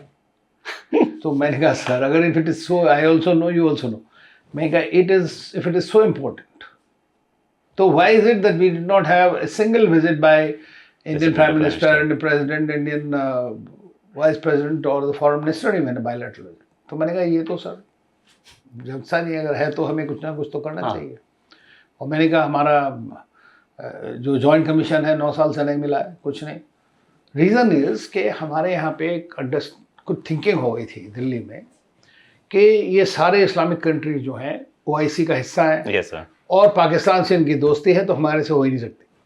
समझ रहे हैं आप? जबकि डिप्लोमेसी का काम है कि भाई आपने जो भी गैप मिल रहा हो उसको बढ़ा के वाइडन करके अपने लिए फायदा उठाओ। मेन काम तो यही है ना, हम ये थोड़ी सोच सकते हैं कि आपकी उससे दोस्ती तो हमसे नहीं हो सकती। तो दैट बिकेम, तो मैंने कहा सर, तो बोर्डो ने कहा देखो I promise you I will come during your term, president ने। मैंने कहा बड़ी खुशी की बात है। Then I went to meet Sushma Swaraj ji, वो सेम थी, उन्होंने कहा अनिल आई विल कम, वो भी आई। फिर सीतारमन जी थी हमारी मिनिस्टर कॉमर्स उस वक्त में, जॉइंट कमीशन उनको हेड करना, मैं उनके पास गया, हमारी JNU की कुलीग भी थी। तो मैंने कहा मैडम ये तो मतलब कमाल है, 9 साल से साइन क्यों करते हैं हम अगर नहीं फॉलो कर सकते तो। उन्होंने भी कहा मैं आज जरूर आऊँगी, तो वो भी आई। तो रिलेशनशिप बदल गई। अब हमें बदली कैसे, उसका भी कारण है, मैं बताता हूँ आपको। मैं कहना है इसलिए सारी बात तो नहीं खोल सकते, बट जितनी बता सकता हूँ उतनी बताता हूँ आपको। हमें खबर मिली, वहाँ किंग बड़े खुश हो गए हमसे बातचीत कर, जब मैंने कहा कि भाई ऐसा कुछ, उनको लगा कि भाई आदमी को डिलीवर कर सकता है रिलेशनशिप में। दे वर वेरी कीन इंडिया के साथ रिश्ते बढ़ाने के लिए, और इसमें कोई शक नहीं है कि पाकिस्तान का हिस्टोरिक रिलेशनशिप है उनकी, मिलिट्री टू मिलिट्री भी है, सब तरह से है, उसके भी अलग कारण है। बट भारत के साथ में कोई ये नहीं था खिलाफत हो जनरली, ठीक है ना, बस हम ही अपने तरफ से दूरी बना के चलेंगे तो कौन आएगा। एजम्पशन था हमारा, ये एजम्पशन था कि भाई ऐसा है, करा भी है भाई। OIC में कोई हमारे बोलता ही नहीं था फेवर में, इंडिया के खिलाफत कर रहे हैं कश्मीर पे ये सब, लेकिन हमें तो उस चीज़ को डेंट करना है ना, वो जो नेगेटिविटी है। तो जब मैं मिला उनसे तो he was very fourth coming the king. तो मैंने कहा, उनका खबर आई कि वो न्यूयॉर्क में प्राइम मिनिस्टर जा रहे हैं हमारे मोदी साहब, तो उनसे मिलना चाहते हैं मोदी जी से। तो मैंने कहा कि यार फ़ोन किया दिल्ली को, बात किया, मैंने बोला यार जॉर्डन तो बड़ा एंटी इंडिया है, फलाना है। तो anyway with great difficulty I can tell you, not going into details, I was able to secure a 15 minutes meeting for prime minister in New York. King ने कहा कि भाई जिस दिन आपके पीएम आएंगे उसी हिसाब से अपना प्लानिंग कर लेंगे। To that extent he was so keen, right, he came there. 15 minute की मीटिंग थी, जो सरकारी लोग होते हैं उनकी। दोनों leaders hit it off, they liked each other. 1.5 घंटे 1.25 घंटे मीटिंग चली, सारी चीज़ें दोबारा से रीस्टार्ट हो गई मोदी जी। और उसके बाद राष्ट्रपति आए हमारे, उसके बाद में फॉरेन मिनिस्टर भी आई, फिर कॉमर्स जॉइंट कमीशन भी मीटिंग हो गई, बिकॉज प्रेसिडेंट की मीटिंग से पहले होना, तो वो भी हो गया। तो रिलेशनशिप बहुत बढ़ गई, डिफेंस सिक्योरिटी में बहुत हमारे साथ काम करना चाहते हैं। तो उसके बाद उनकी किंग भी आए यहाँ पे, सर और फिर हमारा नेशनल सिक्योरिटी एडवाइजर्स के बीच में भी एक कोलेबोरेशन हुआ, क्योंकि इट्स इम्पॉर्टेंट कंट्री, उनकी इंटेलिजेंस, उनकी जो फाइटिंग फोर्सेस हैं, उनका जो एक मॉडरेट तरह का, वो he was so dead against this तकफीरी फिलोसफी कहते हैं ना इस्लाम में, जो टेररिस्ट, जितना आप सोच सकते हैं कि ये वो कहेंगे he is a fighter pilot. Yes sir, yes he came from Washington में थे जब उनके पायलट को जो पकड़ लिया था ना आईसिस ने, सर, तो उसको जला दिया। Yes So he was so angry, he came from there। आप सोचिए एयरक्राफ्ट से वहीं से उतरा, उतरने के बाद तुरंत उसने अपने फटीग्स पहन के स्ट्रेट गॉर्डन टू द F-16 एंड बड़ी स्टार्टेड बॉम्बिंग देम खुद। Oh my goodness. So people like him, I mean that's there, but उनकी भी हैं वहाँ के कॉम्प्लिकेशन, बट हमारे रिलेशंस अभी बहुत अच्छे हो गए हैं। प्रधानमंत्री मोदी की बातचीत होती है, आना जाना, पीएम गए, फॉर एग्जांपल बताऊँ, पीएम की विजिट हुई वहाँ पे, I think it was in 2019 और 20 तक, मैं रिटायर हो गया तब तक। तो खबर ये मिली कि प्रधानमंत्री मोदी आ रहे हैं, ये थे दुबई में, he was to go to Islamabad. समझिए यार, he cut short his visit, and PM Jordan की विजिट नहीं कर रहे थे, पीएम जा रहे थे रमल्ला पैलेस्टाइन में, sir but via Jordan because didn't want to go from the other side is right. तो वो जॉर्डन में रुकेंगे एक दिन। He cut short his visit, came back, received the PM, had dinner with him, had discussion, provided his own helicopter to take him to Ramallah। तो अब ये इस तरह से ऐसा होता है। हमारे बहुत 10,000 से ज़्यादा लोग हैं वहाँ पे, हमारी कंपनीज हैं, बड़ा काम कर रही हैं।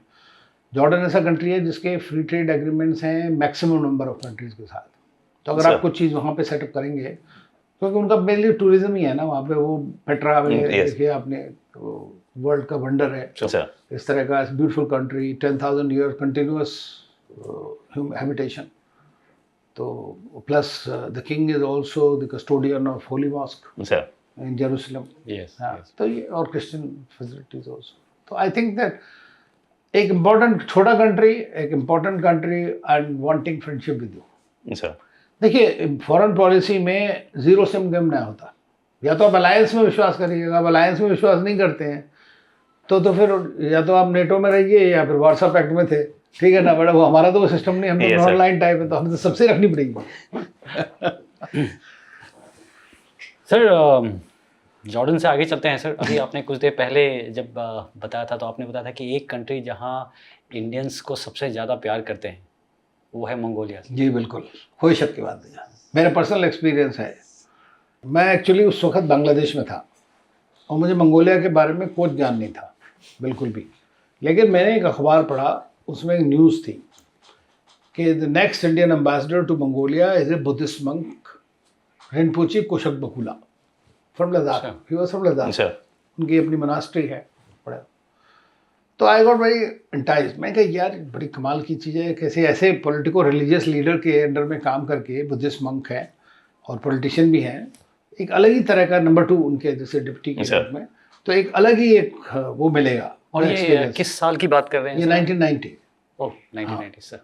तो मैंने मैं आया दिल्ली में, मैंने जो भी ऑफिसर्स थे उनको बोला कि मैं जाऊंगा। बोले फिर बाद में बैकआउट मत करना क्योंकि इन सब जगहों के लिए लोग मिलते नहीं है आसानी से, हम तो ढूंढ रहे हैं। हाँ, और 1990 में सोवियत यूनियन डिसइंटीग्रेट हो रहा था। यस सर, ठीक है ना सर। तो 2 चीज़ें अच्छी हुई, एक तो ये कि मेरा इंटरेस्ट था मैं उनके साथ कैसे काम कर सकूं और देखूं कि कैसे होते हैं इस तरह के। सर्विस क्लास में तो हम सब डिप्लोमेट्स हैं, तो एक ही तरह की बात है, कोई बहुत अच्छे बॉसेज होते हैं, कोई थोड़े कम अच्छे होते हैं, लेकिन सब प्रोफेशनली तो सब स्ट्रांग हैं। लेकिन एक पॉलिटिको रिलीजियस लीडर के साथ काम करने का अलग ही नज़रिया है। तो आई थॉट कि it will be great experience. तब मैं गया। अब उस वक्त में चूँकि सोवियत यूनियन डिसइंटीग्रेट हो रहा था, तो लाइफ जो थी बड़ी डिफ़िकल्ट हो गई, चीज़ें नहीं मिलती थी खाने पीने की, और सोवियट्स जा रहे थे रशियंस वापस वहाँ से, और चाइनीज़ भी कोशिश कर रहे थे घुसने के लिए वहाँ पर, कोई रिलीजन का वो नहीं था। लेकिन हमारे जो मंगोलिया में इससे पहले पूरा रशियंस, हाँ, इट सोवियत सेटेलाइट स्टेट थी, इंडिपेंडेंट कंट्री, लेकिन सेटेलाइट था सोवियत यूनियन का बेसिकली। हाँ, तो वहाँ रशियंस ही चलाते थे सारा कुछ 90%। और बड़ा रईस कंट्री, और बहुत बड़ा कंट्री है मंगोलिया, तो ह्यूज कंट्री। तो हम वहाँ पहुँचे तो तब तक ये रिवोल्यूशन टाइप का शुरू हो गया था वहाँ पर। तो it was like living the history कि कैसे कंट्री जो है कम्युनिस्ट से चेंज होता है इनटू ए डेमोक्रेसी और सोशलिस्ट डिफरेंट कंट्रीज। तो उस वक्त हमने देखा वहाँ पर -30-40 में लोग जो हैं ह्यूमन चेन्स लगा के खड़े हुए थे, and it was non violent, totally non violent revolution. It was amazing to see people standing there, and the government also decided to quit. कहते ठीक है भाई, आप जो मर्जी करिए। तो अदर तो हमारे एम्बेसडर साहब, उनका अलग ही रुतबा। तो उन्होंने एक है तो एम्बेसडर, लेकिन उनका एक और बिकॉज ऑफ रिलीजियस एंगल वो बड़े पहुँचे हुए हैं। वो उनके बारे में कहा जाता है कि उन्होंने हिज होलीनेस दलाई लामा को भी पढ़ाया बचपन में, जब वो छोटे से थे, तिब्बत में थे जब। वो अकेले आदमी हैं, पहले फर्स्ट एम्बेसडर मेरे ख्याल से रहे होंगे जो इंडिया के, जिनको के कम्युनिस्ट पार्टी ने खुद तिब्बत लेके गई बाद में घुमाने के लिए। बट तिब्बत में हम लोग का अलाउड नहीं। एम्बेसडर कैसे बने सर? तो गवर्नमेंट ने डिसाइड किया ना। ओके, अच्छा, बने कैसे, ये भी एक इंटरेस्टिंग स्टोरी है। बट हम तो नहीं कह सकते, लेकिन वो चूँकि बड़ा ऑटोनॉमी के लिए जो ये अपना लद्दाख की ऑटोनॉमी के लिए बड़ा कोशिश कर रहे थे कि भाई हमारा डेवलपमेंट हो, ज़्यादा हो। तो he was political leader also ना, नेहरू जी के बड़े दोस्त थे वो। तो वो हमेशा से लिखते थे, करते रहते थे। तो ये मैं सीखा उनके साथ। तो अब यहाँ पर वो सरकार को तो डिस्कम्फर्ट हो जाती है इन चीज़ों से कि भाई क्या यार। तो उन्होंने कहा इसको एम्बेसडर बना दो, मंगोलिया भेज दो। तो उनको एम्बेसडर बना के भेज दिया गया।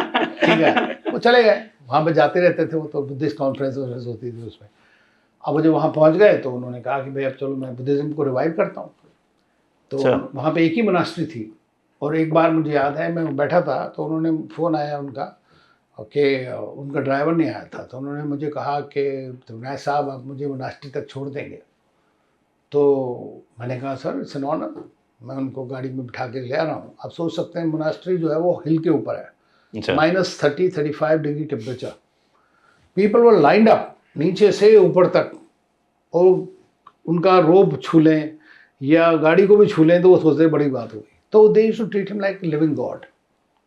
और ये आप सोच सकते हैं कि डिप्लोमेसी के लिए कितनी बड़ी बात है। अमेरिकन एंड ब्रिटिश एम्बेसडर्स मुझे कहते थे, उस वक्त हमारे बगल में थी ब्रिटिश एम्बेसी, शाम को हम गया जाते भी थे TGIF में। तो वो कहते थे यार you have done a coup here. तो इंडिया का अलग ही बोलबाला था। और जहाँ आप जाइए वहाँ पे उनको मतलब बड़ी इज्जत। जैसे हम प्रेसिडेंट से अपॉइंटमेंट मांगे तो प्रेसिडेंट टू कंसिडर प्रिविलेज कि भाई इंडियन एम्बेसडर आ रहे हैं हमारे पास। और सर ये बुद्धिस्ट कंट्री है? हाँ, बुद्धिस्ट कंट्री। बट वहाँ पे एक ही मोनेस्ट्री थी सर? वो बची एक ही थी, 750 मोनेस्ट्री थी। तो जब तक एम्बेसडर 10 साल रहे वहाँ, तो उस 10 साल के अंदर उन्होंने बहुत सारी रिनोवेट कर दी। हमारी एम्बेसी में सैटरडे संडे को 1.5 किलोमीटर लंबी लाइन लगती थी उनके दर्शन के लिए।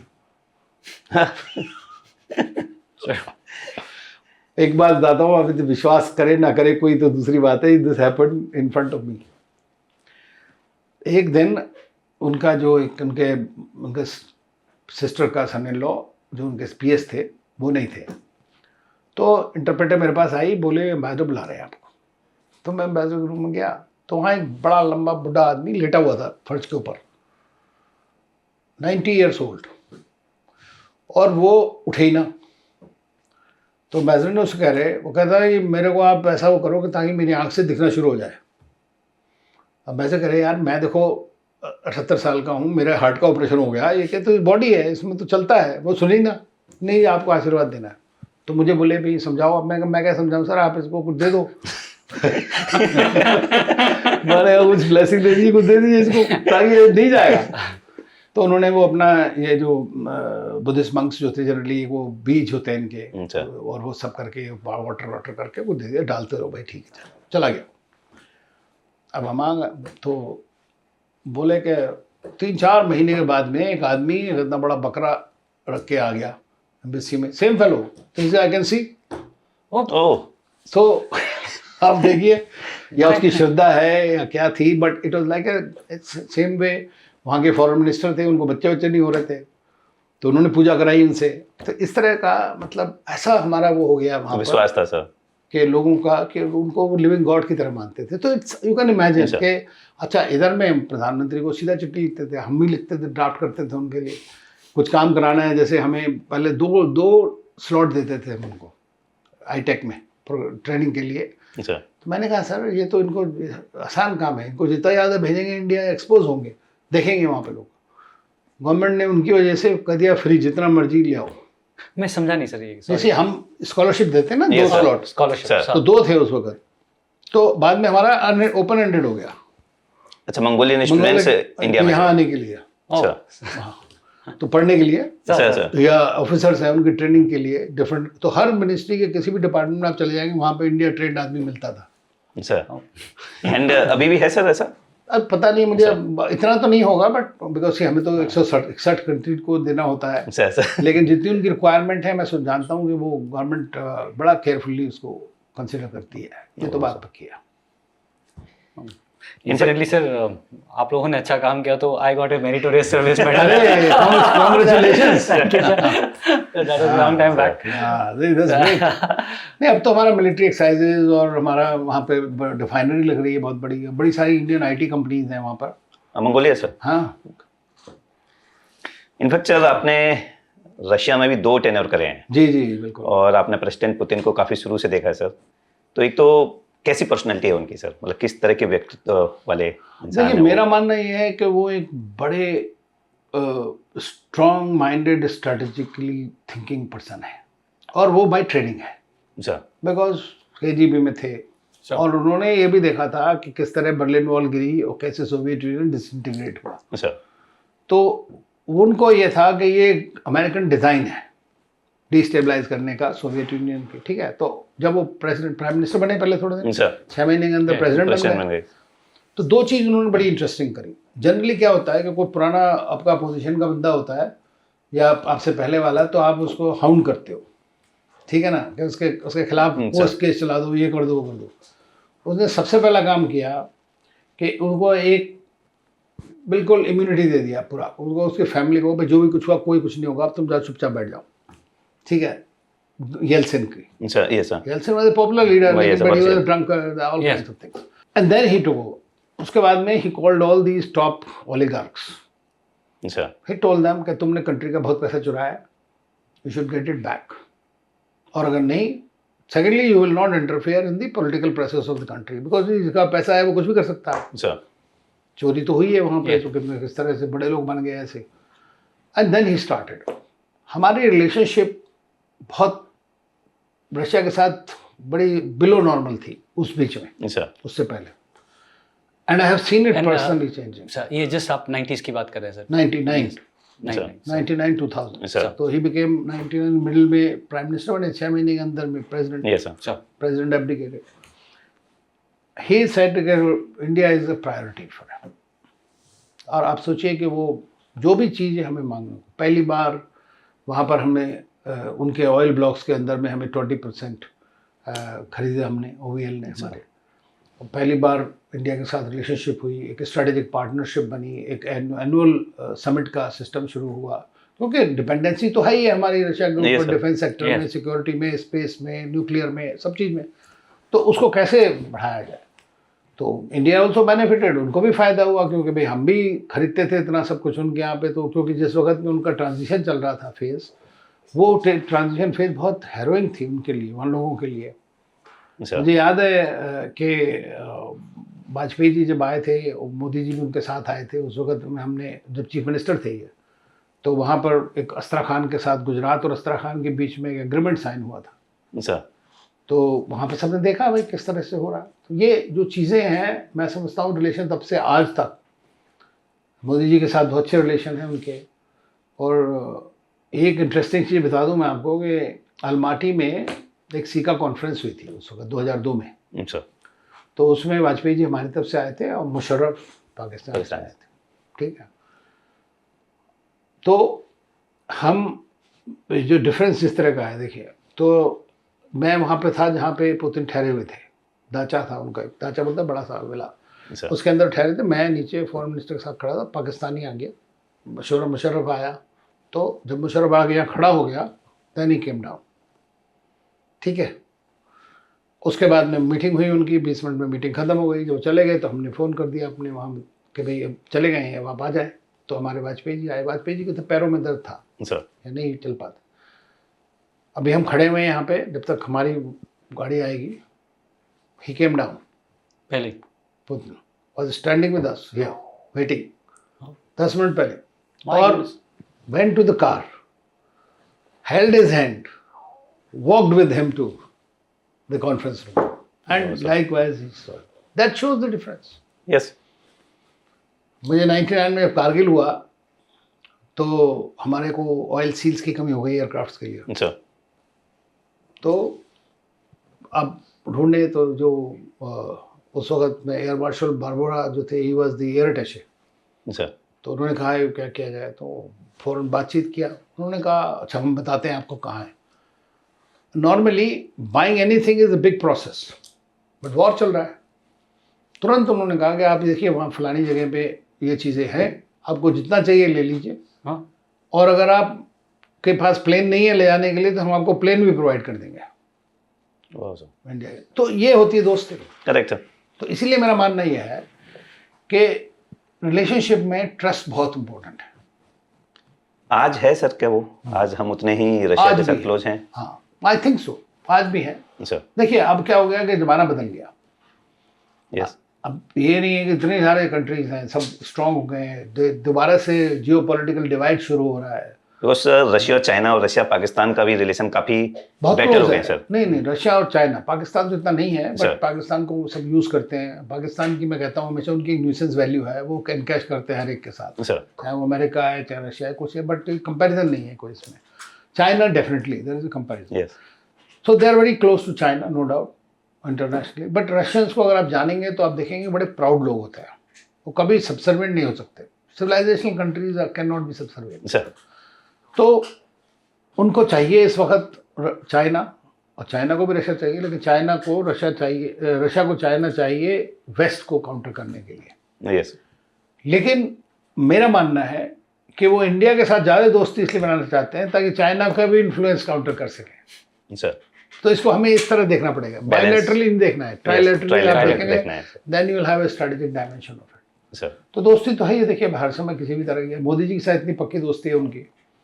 सर, तो अब देखिए ऑफ सिंदूर, नॉट ऑफ सिंदूर, क्या था उससे पहले, ये जो गलवान, गलवान वाला। ठीक है ना, उस वक्त में हमें काफ़ी सारी चीज़ों की ज़रूरत थी। सर, तो हमारे डिफेंस मिनिस्टर वहाँ गए, उन्होंने लिस्ट दी अपनी, तुरंत उन्होंने कहा यस। S-400 को देने के बाद चाइना अपोज कर रहा था, बट उन्होंने कहा नहीं, इंडिया को चाहिए, हम देंगे। तो हमें हर है, चीज़ को ना सर, एक टनल विजन नहीं होना, सर, वो देखना चलेगा उसका, भाई उनको भी अपना देश बनाना है, यस सर, मार्केट तो सबको चाहिए, बिल्कुल सर। है ना। अभी सर आपने ऑप सिंदूर का नाम भी ले लिया, जी, जी। S-400 का नाम भी ले लिया, और अभी आपने एक बुक भी पब्लिश की है सर जनरल बिपिन बख्शी के साथ में ऑन ऑपरेशन सिंदूर, जी। Red lines redrawn if I जी एम नॉट जी मिस्टेकन। जी। उसके बारे में सर थोड़ा सा सुनना चाहेंगे कि आपने you have covered the diplomatic जी, एस्पेक्ट्स आई बिलीव। हाँ। हमने एक्चुअली क्या है, जनरल बख्शी हमारे अच्छे दोस्त हैं, सब तो उन्होंने जब मेरे को मिले और उन्होंने कहा किताब लिखनी है, तो हम इसको एक multi domain joint venture type का बनाना चाहते हैं जिसमें कि डिप्लोमेटिक पर्सपेक्टिव भी आए। आर्मी लोगों ने लिखा भी है उसके बारे में, Yes, दूसरी yes, अलग इंडिपेंडेंट yes. बुक्स भी Yes, हैं, sir. कई लोगों की बड़ी अच्छी किताबें हैं। तो then we agreed, so in this book we have 4 people, 4 लोग हैं। मेजर जनरल बख्शी हमारे लीड ऑथर हैं, और उसके बाद में एयर मार्शल राजेश कुमार हैं, देन ब्रिगेडियर भार्गवा, सर, और मैं, हमने किया 4 लोगों ने। तो डिफरेंट मोस्टली काम हैवी लिफ्टिंग डिफेंस रिलेटेड तो हमारे जनरल साहब ने भी की, और सबने अपने अपने चैप्टर्स उसके अंदर कंट्रीब्यूट भी किए हैं सर, अलग से। And then we have recommendations for the government कि भाई बहुत सी चीज़ें हैं इसके अंदर जो की जा सकती हैं या बेटर की सकती हैं, क्योंकि जब आप बाहर होते हो तो आप कमेंट कर सकते हो, लेकिन आपको ये नहीं पता कि गवर्नमेंट खुद क्या कर रही है, इतना हो सकता है Yes. पहले ही कर रहे हो।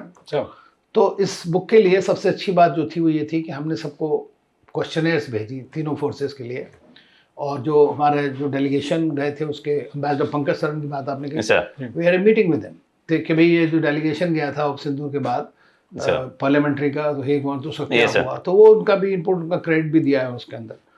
तो उसमें हमने सबसे क्वेश्चंस मांगे, तो उन फोर्सेस ने, आई मस्ट से, मेरा पहला एक्सपीरियंस था इस तरह का, पूरा रिटर्न में हमको करेक्ट पोजीशनिंग कई चीज़ों के बारे में बताई गई। और उस बुक में बाद में जब रिलीज़ हुई वो चीफ हम CDS साहब के पास गए, चौहान साहब के पास, उनके साथ में हमने 2 घंटे बिताए। मेरे जो क्वेश्चंस उसके अंदर भी हैं, मैंने उनसे भी रेज किए कि क्यों नहीं हम कैसे कर सकते हैं, SOP क्यों नहीं है, जब टेररिज्म से हम सफ़र कर रहे हैं लगातार। क्या हम उनको थोड़ा समझ पाएंगे सर अब? तो जैसे कि अब मेरा मानना था, maybe I am not a military man, कि भाई अगर हमें पता है कि 40 साल से हम ये हर बार पाकिस्तान अपनी हरकतों से बाज नहीं आएगा और करेगा, तो हमें 3 हफ्ते 4 हफ्ते या 2 हफ्ते वेट करने की क्या ज़रूरत है? क्या नहीं हम तुरंत उसका जवाब दे सकते हैं? एक तरह का SOP होना चाहिए, तो ये हुआ ठड़ाक से ख़त्म करके छुट्टी करो। दूसरी चीज़ ये है कि क्यों हम शॉर्टन नहीं कर सकते रिस्पॉन्स मैकेनिज्म को? देखिए जैसे जैसे क्या होता है ना कि बाद में सांप निकल गया लाठी पीटते रहिए। It was a decisive military victory. पहली बार ऐसा हुआ कि इतना हमने खटाखट खत्म किया अपना और बंद कर दिया, which is the best thing. Ending the war is the most important thing. लोग कुछ भी कहें, ठीक है ना, you have to be realistic. देख रहे हैं सर, जो कहेंगे उनसे बंद नहीं हो रहा है, बंद नहीं होगा, वही मैं कह रहा हूँ ना। तो दूसरा चीज़ मेरा ये था कि भाई ये हमारा, and this is what we have drawn into the government, देखिए हमारा कम्युनिकेशन स्ट्रेटजी जो है, it should be proactive 24/7, it can not be reactive. Yes, sir. The narrative build-up is very important. Narrative is a permanent thing, which is where we lack sometimes. Sir. इस बार बड़ा अच्छा किया सरकार ने, foreign secretary के साथ 2 ladies को, officers को लगाया, तो it was a good optics, good information exchange. लेकिन टारगेटिंग कहाँ थी? बाहर में तो पाकिस्तान बताता था अपना सारी बातें, तो हमने उसको थोड़ा ठीक नहीं किया। तो उसके रिलेटेड हमने उन्हें कई सारी सजेशंस दिए गवर्नमेंट को, और मैं सोचता हूँ कि उनको बड़ी अच्छी तरह उसको लिया भी है। एंड CDS ने कहा कि हाँ we are working on this thing and हम करेंगे। तो दूसरी चीज़ यह है कि भारत का सबसे बड़ा जो मैं समझता हूँ जवाब डिप्लोमेटिकली किया था, वो था इंडस रिवर को, वाटर ट्रीटी को holding it in abeyance, and next response क्या होगा हमारा, तो किस तरह से हमारी एम्बेसीज क्या कर सकते हैं। तो देखिए स्टैंडर्ड तो सबको पता ही होता है, एक स्टैंडर्ड सी बातें हैं, लेकिन अगर कहीं पे हमारा कोई कम्युनिकेशन की चूक है तो उसको हम करना। दूसरा चीज़ मैंने एक आर्ग्यू किया है उसके अंदर कि भाई हमारे को स्ट्रेटेजिक पार्टनर की बात कर रहे हैं, लेकिन अगर स्ट्रेटेजिक पार्टनर के साथ आपके जो कंसर्न्स हैं उसका खड़ा ही नहीं हो रहा, तो क्या स्ट्रेटेजिक पार्टनर है वो?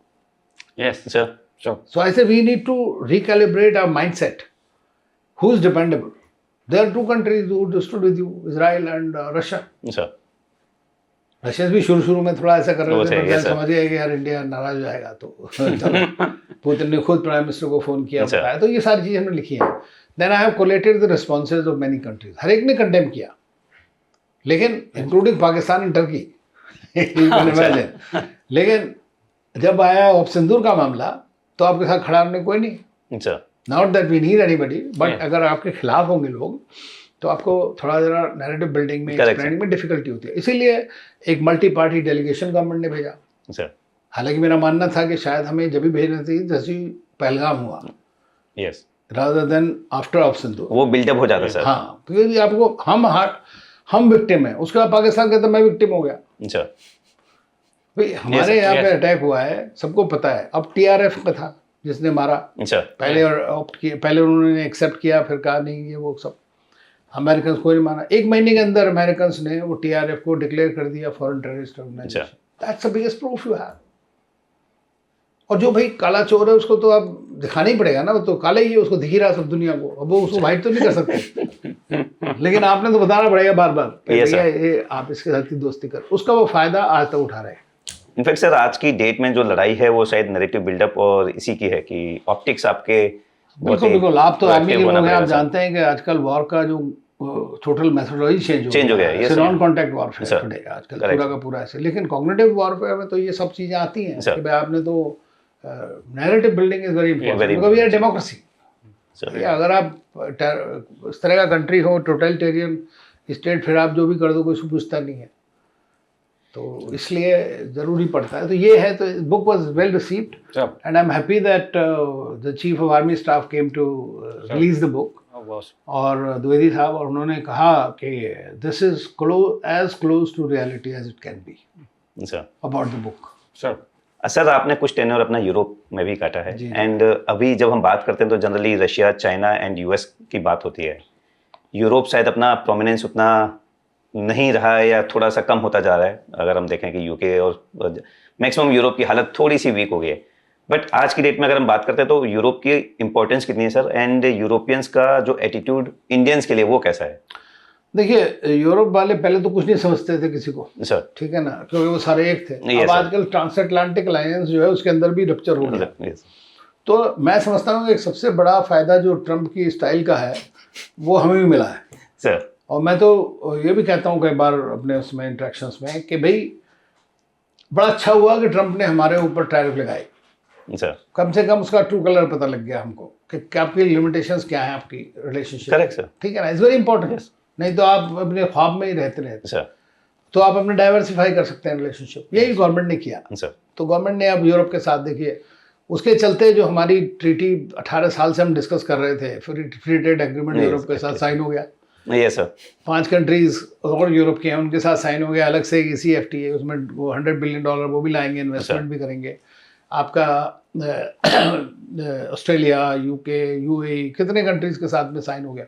तो आपकी एक तरह से नई वो एक यूरोप के अंदर रिलेशनशिप बढ़ गई। तो आपने अपने कहते हैं don't put your eggs in one basket. Sir वो तो हम वैसे भी नहीं करते हैं बिकॉज स्ट्रेटेजिक ऑटोनॉमी है ये वो, लेकिन उसके बावजूद भी इकोनॉमिकली भी ये फ्री ट्रेड एग्रीमेंट्स हैं, मैनीलैटरल एग्रीमेंट्स हैं, इस तरह की चीज़ों में भारत ने काफ़ी अपना वो दिखाया है, डाइवर्सिफाई किया। तो यूरोप, देखिए यूरोप इम्पोर्टेंट तो है, लेकिन इसमें भी कुछ शक नहीं है कि पॉपुलेशन डिक्लाइनिंग है, इकोनॉमी डिक्लाइनिंग है, तो they are like not the same as they used to be history sir. तो but they are a strong pillar. Sir तो हमारे रिलेशनशिप अभी तो बहुत अच्छे हैं। एंड आई थिंक सर जो आपने बताया कि ये जितना भी हुआ, ईरान US वाला जो वॉर है या जो टैरिफ्स लगे, तो शायद कहीं हमें ये भी समझ में आया सर कि बाहर से जितनी मैक्सिमम कंट्रीज़ के साथ हमारे रिलेशंस होंगे उतना बेटर है, और हमको खुद की भी कैपेसिटी डेवलप करनी पड़ेगी। बिल्कुल आप सही कह रहे हैं, क्योंकि उसमें भारत ने अभी कुछ इतनी विजिबल चीज़ें हैं कि चाहे आप कुछ भी कहें उसको इग्नोर नहीं कर सकते। देखिए हमारा सेल्फ रिलायंस, आत्मनिर्भरता जो सरकार की प्राथमिकता है वो बहुत अच्छा कर रही है। $4.5 बिलियन का आपने एक्सपोर्ट किया है डिफेंस में, डिफेंस सेक्टर ये काफ़ी। दूसरी चीज़ों में भी ये भारत की बहुत वो आगे बढ़ी है, लेकिन चैलेंजेस तो हैं और रहेंगे हमेशा से। सबसे बड़ा चैलेंज आपका ये है कि आपकी डिपेंडेंसी चाइना पे बहुत ज़्यादा है अभी भी। आज की डेट में $150 बिलियन का ट्रेड हो गया इस साल, हाईएस्ट एवर। तो उसको कैसे हम डाइवर्सिफाई करें। तो दो चीज़ें इंपॉर्टेंट हुई हैं, चाहे ईरान वार हो, चाहे ये वार हो, या अमेरिका का हो, या यूरोप यूरेशियन वार, रशिया यूक्रेन हो, कि आपको अपना डाइवर्सिफाई करना है जितने भी जगह जो भी रिलेशनशिप्स हैं। और ये एक लेसन बहुत बड़ा है इसका। और उसी की वजह से जो गवर्नमेंट ने किया है, मैं समझता हूँ इस वॉर का जो अब तक का इम्पैक्ट हमारे ऊपर लिमिटेड रहा है। देखिए सारे पेट्रोल पंप में हर जगह पेट्रोल मिल ही रहा है, भले ही थोड़ा महंगा है, गैस आ भी रही है, भले ही कैलिब्रेट हुई है, लेकिन ये सारी चीज़ें जो है ना, जो बेसिक उसके अंदर में इकोनॉमी की ग्रोथ भी 7% के ऊपर चल रही है। तो ये सारी अच्छी बातें हैं। देखिए वो जब भी होती हैं जब आप एक कॉन्शियस वे में डिसाइड करें। तो कभी कभी ये डिसरप्शनिस्ट चीज़ें जो होती हैं उसको अगर समझदार देश होते हैं वो फ़ायदा उठाते हैं, और भारत ने समझदारी बहुत दिखाई है। सर आप जियो पॉलिटिक्स के साथ में सर एक जियो इकोनॉमिक्स के भी स्पेशलिस्ट हैं सर, एक्सपर्ट है रादर। तो sir we just like to ask कि जैसे ये डॉलर और रुपी का वैल्यूएशन जो बहुत ज़्यादा गैप बढ़ता जा रहा है, so is that a concern? As per the estimates sir जो थे RBI के जितने भी, तो इट वाज एक्सपेक्टेड कि भाई 96-97 तक जा सकता है रुपी और उसका rate. Sure it is not always bad, ठीक है, बट ये है कि आपको अगर बाहर सामान लेना है तो डॉलर खरीदने के लिए रुपये ज़्यादा देने पड़ते हैं, लेकिन एक्सपोर्ट करने के लिए आसानी हो जाती है। तो दोनों तरह का फ़ायदा है। चूँकि हमारी डिपेंडेंसी हाइड्रोकार्बन्स के ऊपर काफ़ी है, तो नेचुरली है कि थोड़ा सा इसका इम्पैक्ट होता है आपके ऊपर में। लेकिन अब भारत ने क्या किया है कि हमने ज़्यादा से ज़्यादा कंट्रीज़ के साथ अब बायलैटरल करेंसीज़ के अंदर हम ट्रेड करने को है। करीब हमने 23 या 24 मेरे ख्याल से हमने एग्रीमेंट साइन किए हैं जिसमें कि यूपीआई के थ्रू ये सब Yes, yes, ट्रांजैक्शंस होंगे काफ़ी कंट्रीज के साथ। दूसरा अभी आरबीआई की रिपोर्ट पढ़ रहा था कि ब्रिक्स करेंसी जो बन रही है, ब्रिक्स का जो मैकेनिज्म Yes, है sure. उसमें भी यूपीआई एडमिट हो जाएगा। तो आपकी क्या होता है कि उससे फिर आपका थर्ड करेंसी से ट्रांजैक्शन कम हो जाता समझ है। जाएगा सर। तो कॉस्ट ऑफ ट्रांजैक्शंस है, अनसर्टेनिटीज़ हैं, ये एक्सचेंज प्रॉब्लम्स हैं, ये सारी जो है कैन बी सेटल्ड।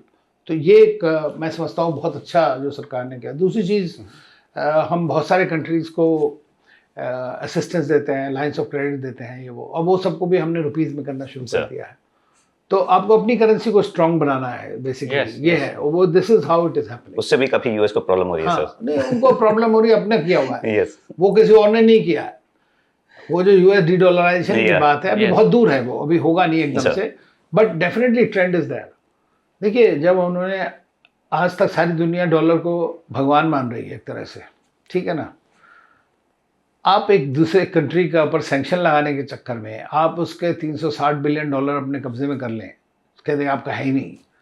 आप उसको स्विफ्ट मैकेनिज्म जिससे बैंक Yes. एक दूसरे से बात करती हैं उसको आप ख़त्म कर दें, उसको ब्लैकआउट कर दें, वो क्या करेगा वो कंट्री? अल्टरनेट डेवलप करेगा।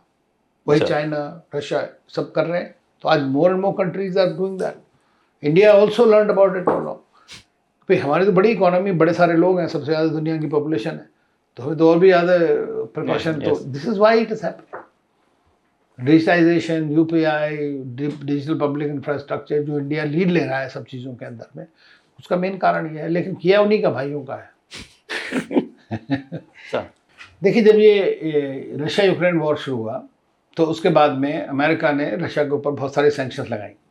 तो सैंक्शन लगाने में उन्होंने कहा कि जो इनका 360 बिलियन डॉलर रशिया का जो अमेरिकन और यूरोपियन बैंक्स के अंदर है वो इनको अवेलेबल नहीं होगा। अब आप जैसे मान लीजिए अपनी बैंक में पैसा जमा करते हैं, अपनी डिपॉजिट है आपका, सब लोग डॉलर का तो वहीं करते हैं।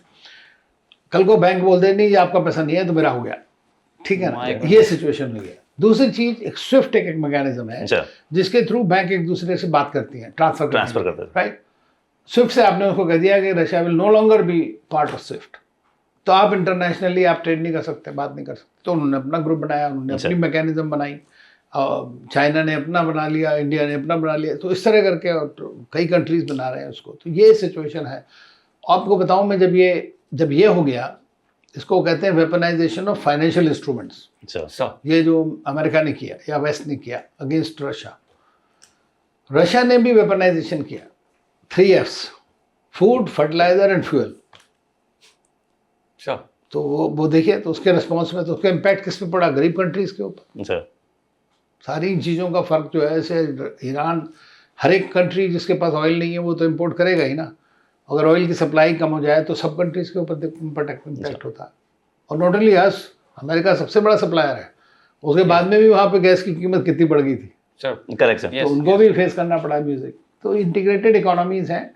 तो आई होप दैट ये यूनिलैटरल मेजर्स जो लेते हैं कंट्रीज वो थोड़े कम होंगे, तभी इंटरनेशनल सिस्टम चल सकता है। सर एट द एंड जो यंग जनरेशन है सर, अभी जो यूपीएससी की तैयारी कर रहे हैं, उनके लिए मैं पूछना चाहूँगा कि आपका एम शुरू से इंडियन फॉरेन सर्विसेज ज्वाइन करने का था, या मतलब क्या ऐसी चीज़ें थी कि आपको इंस्पायर हुए सर आईएफएस के लिए? बिकॉज मैं अभी देखता हूँ सर कि मैक्सिमम लोग आईएएस, आईपीएस, आईआरएस में जाना चाहते हैं। देखिए ये बात सही है। एक तो सबसे पहले मैं एक डिफरेंस बता दूं आपको, जो मैं ओवर टाइम अंडरस्टैंड किया, वो ये है कि फॉरेन सर्विस में और एडमिनिस्ट्रेटिव सर्विस में क्या फ़र्क है। Yes sir. देखिए एडमिनिस्ट्रेटिव सर्विस हो चाहे पुलिस या जो, उसमें आप पावर एक्सरसाइज करते हो, मे बी नेगेटिव बट करते हो, ठीक है ना, पावर है दिखाने के लिए, मैं डीएम साहब आ गए। इन प्लस आपका दरिया जो है वो बगल ज़्यादा बड़ा नहीं, तो डिस्ट्रिक्ट है या कमिश्नर है तो बड़ी है या सुपर सेक्रेटरी है, जो भी कुछ है, इधर आपका वो कंट्री है पूरा जहाँ आपकी पोस्टेड है, ठीक है ना सर। तो एज ए डिप्लोमेट आप क्या करते हैं? आप वो पावर एक्सरसाइज करते हैं, आप इन्फ्लुएंस एक्सरसाइज करते हैं, influencing the country for making better relations and in all fields sir, all fields. And चाहे वो इकोनॉमी है, ट्रेड है, आपका कल्चरल रिलेशंस है, पॉलिटिकल रिलेशंस है, डिफेंस सिक्योरिटी रिलेशंस है, एक दूसरे के साथ में क्लब करते हैं। तो ये डिफरेंस दोनों सर्विसेज में है। जहाँ तक मेरे को है, मुझे चूँकि ट्रैवल करने का बड़ा शौक था, ट्रैकिंग करता था, मैं बहुत Sir. ज़्यादा पहाड़ का हूँ तो नेचुरली तो always wanted to go abroad do this. Fortunately unfortunately before I joined foreign service I went to 30 plus countries. Wow, So sir. I was 36 countries. I was posted, I joined Air India as a flight purser. Sir. Oh, A great job, Sir. I must say. And 36, 37 countries. Air India was doing superbly well that time, Yes, in sir. the 80s. And then I qualified in different other services but joined this. Sir.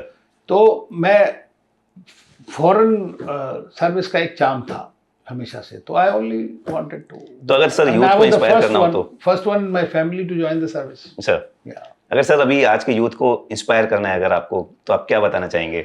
देखिए, दो चीज़ कहना चाहता हूँ कि जो सबसे बढ़िया बात इस सर्विस की, एक तो कि आपकी लाइफ अच्छी है, अच्छे लोगों से मिलते हो, अच्छा काम देश के लिए कर सकते हो.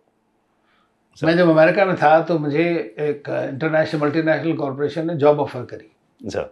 समझ रहे हैं आप, और उन्होंने ये बात बोल दी कि we will match the package with government of India gives, and that put me off. I say you can never do that. जब मैं खड़ा होके बोलता हूँ तो मैं एक देश के लिए बोल रहा हूँ. यस. yes. वो आप एक कंपनी के आप 1000 में एम्प्लॉई हैं, क्या बोल सकते हैं? मैं कहता देयर नो डिफरेंस. तो कंपैरिजन ही नहीं है. Plus I started counting what are my allowances were there. तो you have a very good life. Sir. तो एक तो चीज़ ये. दूसरी चीज़, आपको जो अगर आप अच्छा काम करेंगे, मेहनत से करेंगे, ऑनेस्टली करेंगे, वो कहीं पे भी हो दिखता है. सर. यहाँ पे रिजल्ट बहुत जल्दी दिखते हैं. आपने ट्रेड में आपने बढ़वा दिया, आपने कोई अच्छी कंट्री के अंदर इन्वेस्टमेंट करवा दी, तुरंत दिखता है. You get A satisfaction. तो जॉब सेटिस्फैक्शन भी है आपका सुंदर. सर. तो सबसे बड़ा ये है कि आपको ये लगता है कि मैं देश के लिए सीधा, जैसे आप फौज में देश के लिए लड़ रहे हैं, आप देश के लिए काम कर रहे हैं, नेशन बिल्डिंग में एफर्ट में हेल्प कर रहे हैं, और रिफ्रेश से थोड़ा बच जाता है आदमी, अननेसेसरी पॉलिटिक्स से, वो सब चीज़ें जिसमें हमारे दूसरे लोग आते हैं. लेकिन ये अपनी अपनी चॉइस की बात है. लेकिन मैं कहूँगा कि हालांकि आजकल सब सर्विसेज के लोग ट्रैवल करते हैं, कई बार तो हमारे दूसरे सर्विसेज के लोग हमसे ज़्यादा ट्रैवल करते हैं. तो ये भी हो सकता है कि आप, अब मैं जैसे मंगोलिया गया पढ़ने के लिए, मतलब काम करने के लिए, या लिबिया में गया, तो डिफिकल्ट डेस्टिनेशन भी है, वो मेरी चॉइस भी थी.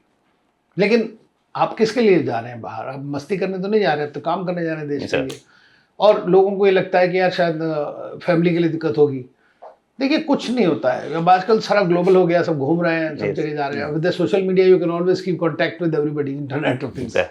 तो मैं समझता हूँ कि and you are well paid, government looks after you so well. और चैलेंजेस तो हैं, और वही मज़ा है सर्विस का. सर. सर, पूरे लाइफ में अगर आपको चैलेंजेस वो करने हों सर, तो कौन सा वाला सबसे बड़ा चैलेंजिंग रहा होगा आपके लिए सर्विस में? हाँ sir, because you mention challenges तो है. सबसे बड़ी चैलेंज क्या रही है?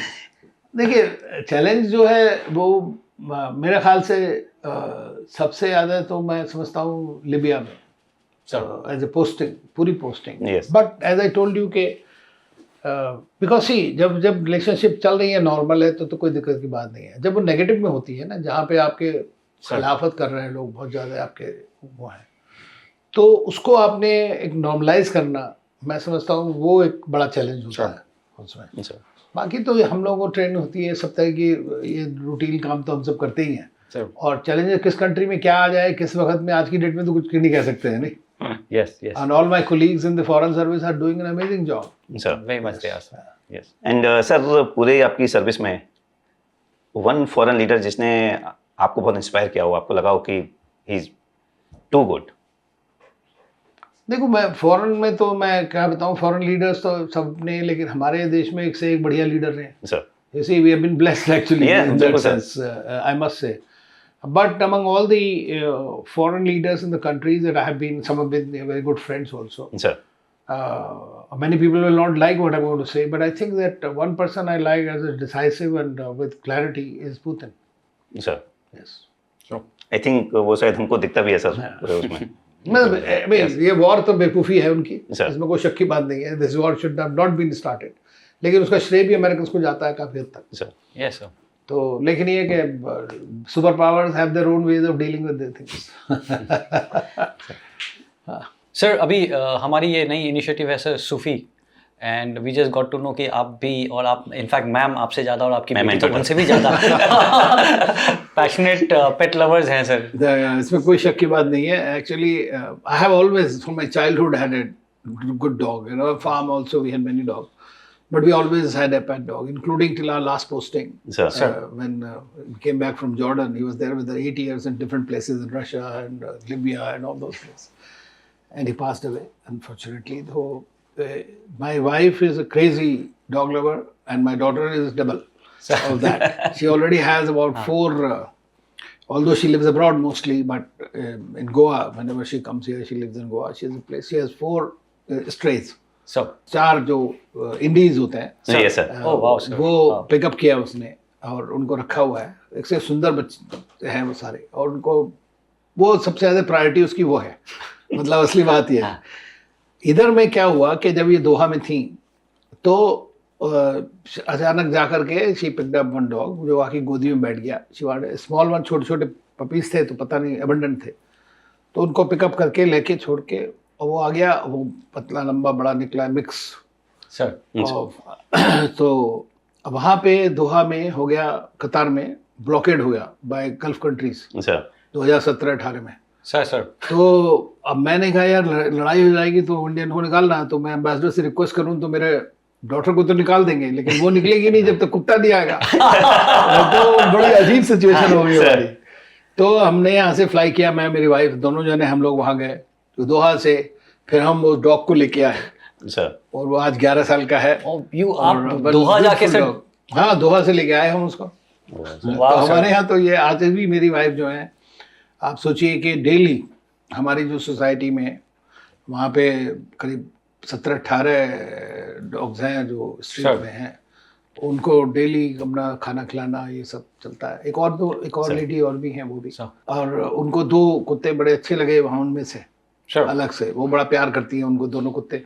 तो अब चक्कर ये कि हमारा जो डॉग है ना वो किसी को बर्दाश्त नहीं कर सकता. उसे जेलसी वो हो गई Jealousy, वो किंग है खुद. वो अपने आप ही रखता है सब कुछ, मैं ही हूँ बस. तो वो नहीं किसी को करने देगा. तो उन्होंने क्या किया कि फिर वो उसको घर में तो हम रख नहीं सकते उन दोनों को, तो फिर उनको एक शेल्टर में रखा है. उनके लिए हम हर महीने पे करते हैं.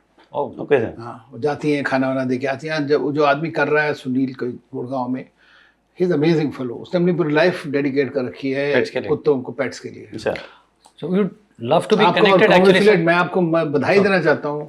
पहली बार मैंने सुना. और जॉन अब्राहम जो बड़े फेमस Sir. अच्छा वो हैं, not only an actor but a very good human being. Yes. और I am a great fan of his actually. In fact, in fact sir diplomat movie उन्होंने हाँ बिल्कुल, एब्सोल्युटली करी हुई है. बिल्कुल. हाँ सर सर इनफैक्ट ये जो हमारे इनिशिएटिव है ये आप और मैम और आपके डॉटर जैसे मतलब नहीं, हम तुरंत डाउनलोड they are making करेंगे. it successful. हाँ या बिल्कुल. मैं इसीलिए मैं आपसे लिख लेके सूफी वो भेज दिया सर आपको. और बहुत आपके मुबारक हो इस बात के लिए कि आप Thank you. इतना बड़ा एक कर रहे हैं. क्योंकि देखिए ना, इंसान Yes. जो देखिए पढ़े लिखे हम लोग सब प्रिविलेज्ड हैं एक तरह से. सर एक अच्छा प्रोटेक्टेड लाइफ. अब जिसको हम नहीं है, एक आध को पाल सकते हैं, 2 को पाल सकते हैं, लेकिन बाकी इतने सारे हैं, Sure. उनके लिए भी कुछ ना कुछ तो भगवान बनाता ही है ना. एंड ये जो आप कर रहे हैं सर स्ट्रे डॉग्स के लिए, हमारी एक मुहिम बिल्कुल शुरू हो रही है सर. उसको अभी हम रिवील नहीं करेंगे, जी जी. But in time we are just working on a concept sir जिसमें will look after everyone sir. Oh that's very good. that God is bless our you. और project. आप देखिए जो कहते हैं ना कि best friend of man is dog. Sir, Yes, sir. एक ने कहा कि when I look at the men I think of my pets. Sir तो ये अच्छा है, बहुत बहुत बढ़िया. भगवान आपको ताकत दे. So thank you thank so you much sir. Thank you sir. Thank you. It's such a great pleasure. Thank you so much. जय हिंद थैंक सर. यू. जय हिंद.